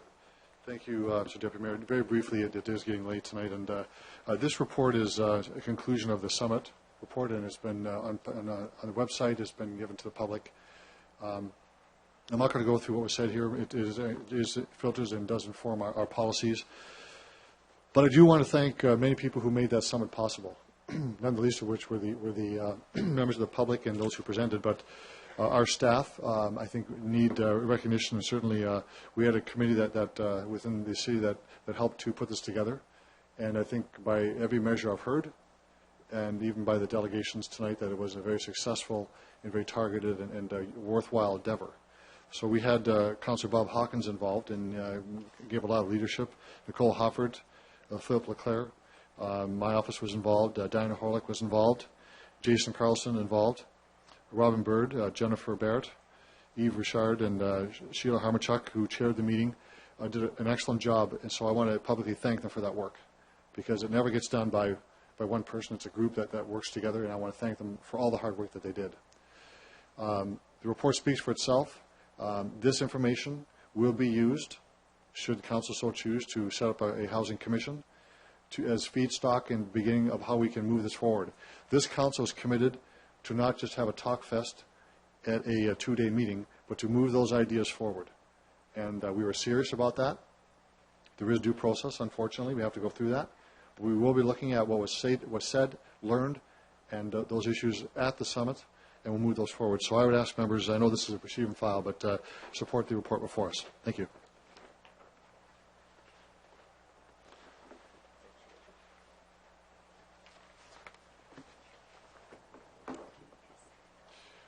We need a seconder for this report. Councillor Young seconds that. Okay. No other speakers? I'll call the question. All those in favor? Opposed? That's carried. Community Protective Services. Councillor Flagel. Thank you. I rise to CR 13-85, and it is the Regina Rugby Club Agreement Amendment.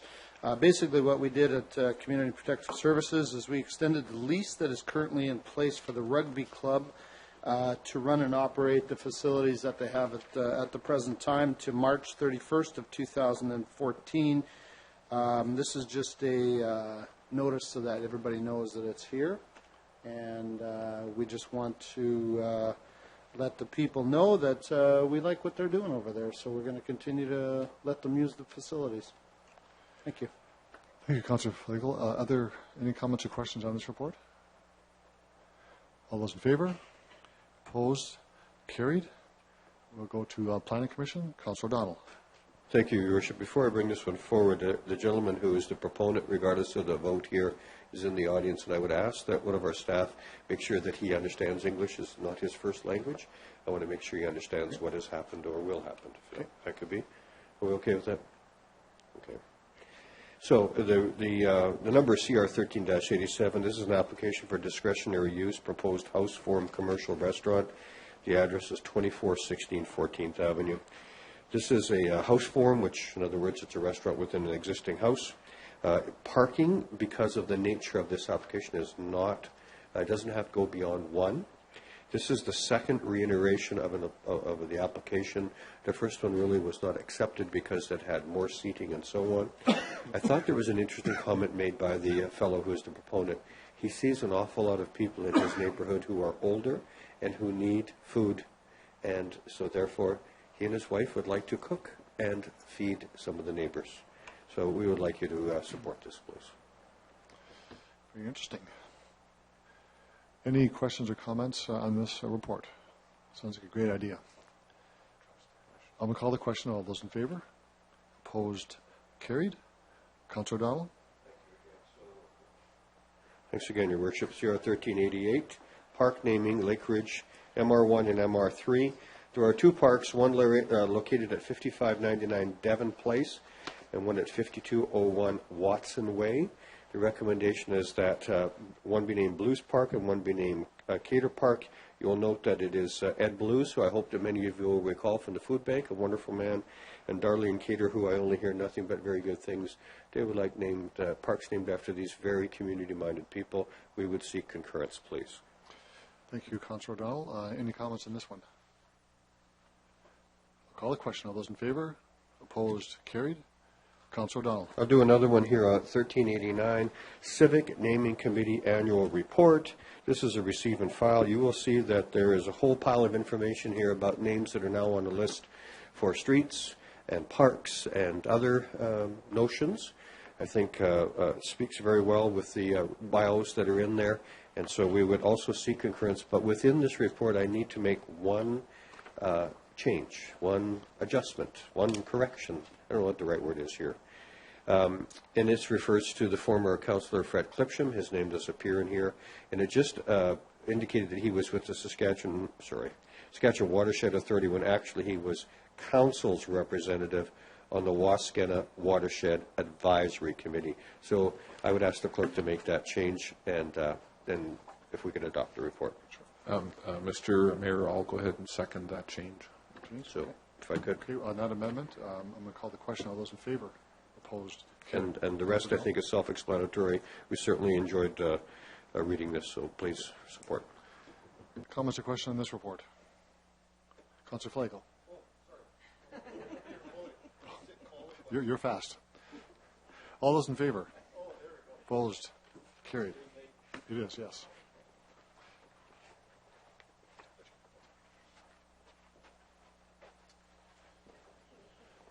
On the Mayor's Housing Summit, Your Worship. Thank you, Mr. Deputy Mayor. I'd like to move the report before us is CR 13-90. It is the establishment of the Mayor's Housing Commission. If I have a seconder for that, please. Thanks to Councillor Hawkins. Mr. Deputy Mayor, this is pretty self-explanatory and clear. This was the what was referred to until recently the Mayor's Forum on Housing, and through the advice and information given by both the clerk's office and by our legal department, it has been changed to a commission to sort of fit the nomenclature of what we do at City Hall. Simply put, this is exactly what was referred to at the summit, and the talk was to have another commission that would have members of council, members of the community, on a commission that would begin to deal with some practical solutions to our housing issue, to bring to life those issues and show speed and being nimble, getting rid of some of the red tape and getting directly into issues that would enhance our affordable housing initiatives. It doesn't supersede or change the Planning Commission, Executive Committee, or Council, but it will advise them. It doesn't decide, it simply advises. But it can be very quickly to bring issues to bear. So I'm not going to read the whole thing. I don't intend to, of course, but I wanted to talk about the terms of reference, and that's on page 3 of the report. very much in keeping of implementing and being a guide to the comprehensive housing strategy. It will also work to bring forward the ideas and issues from the Housing Summit itself. It will distill information from the summit, as I say. It will identify gaps and constraints to housing growth and implementation for practical ways to alleviate housing issues. Identify and recommend practical solutions to affordable, attainable housing in Regina. Foster the creation of partnerships. Very important that we continue to have the province and federal government at the table. Members will note that there is a space at this commission for the provincial government, and the minister responsible said she will be at the first meeting to ensure that there's a link with this. We're very pleased to see that. The intention is to, at some point, have CMHC at the table as well, so we have a national perspective on this as well. Members will also note in the appendix, we'll speak directly to the composition of this group, and there'll be myself as the chair with 3 members of council. The Saskatchewan Housing Corporation, let's say the minister's delegation to what she would have. We would have the Regina Regional Home Builders Association would nominate as well, and we'll have 2 representatives from the nonprofit organizations would be there as well. The intent is not to say who would be there, what organization. It would just be from the nonprofit organization. Councillor Fraser and I spoke about this a bit earlier today. To be clear, we're not suggesting individuals. That would be inappropriate to do that. What we are going to do is talk about the sectors coming forward. Executive committee will look at nominations, as we do with any other committee of council, and make a decision and then ratify that by council. I would ask members of council to ratify this. This is a work in progress. There will be fine-tuning done in this report and on the work we're doing on housing. It is meant to be a starting point for discussion, and if we need to fine-tune what happens, who's on the committee, to be more effective, we'll make those changes as well.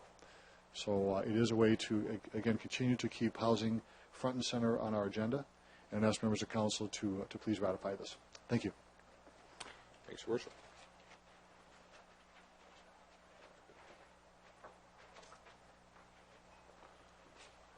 Other comments? Councillor Donald. If I could, just perhaps a reassurance and a link. I believe that the work that you'll do with the big city mayors is directly tied to this, and I want to make sure that's acknowledged. The second thing, though, anybody who was in Vancouver the other day with FCM understood clearly that the whole notion of housing is a priority across Canada. When we meet as an executive or board in September, we are setting our agenda for FCM. I truly believe it will be housing, and so I see this as being a very workable arrangement nationally as well as locally. Thank you for that, Councillor Donald, and raising that point. That's very important as well. Other comments? I'll call the question. All those in favor? Opposed? Carried. Unanimously. The bylaw now. Thanks, Your Worship. So the bylaw that we're about to read, just the first line in the bylaw says the purpose of this bylaw is to establish and add an additional main committee called the Mayor's Housing Commission Bylaw 2009-40, being the committee bylaw 2009. So what we're doing is we're actually adding a brand new committee, as you referred. So I move, seconded by Councillor Fraser, that bylaw 2013-43 be introduced and read a first time. All those in favor? Opposed? Carried. I move, seconded by Councillor O'Donnell, that bylaw 2013-43 be read a second time. Any comments or questions on this? All those in favor? Opposed? That's carried. I move, seconded by Councillor Flagel, that Council hereby consents to bylaw 2013-43 going to third reading at this meeting. All those in favor? Opposed? That's carried unanimously. I move, seconded by Councillor Findura, that bylaw 2013-43 be read a third time. Very well said. That's my William Shatner version. All those in favor? Opposed? It's carried. Motion to adjourn. Councillor Flagel moves. Our seconder, please. I'll second it, Your Worship. All those in favor? Opposed? Thank you very much, everyone, and good evening. Thank you. So it's quite the...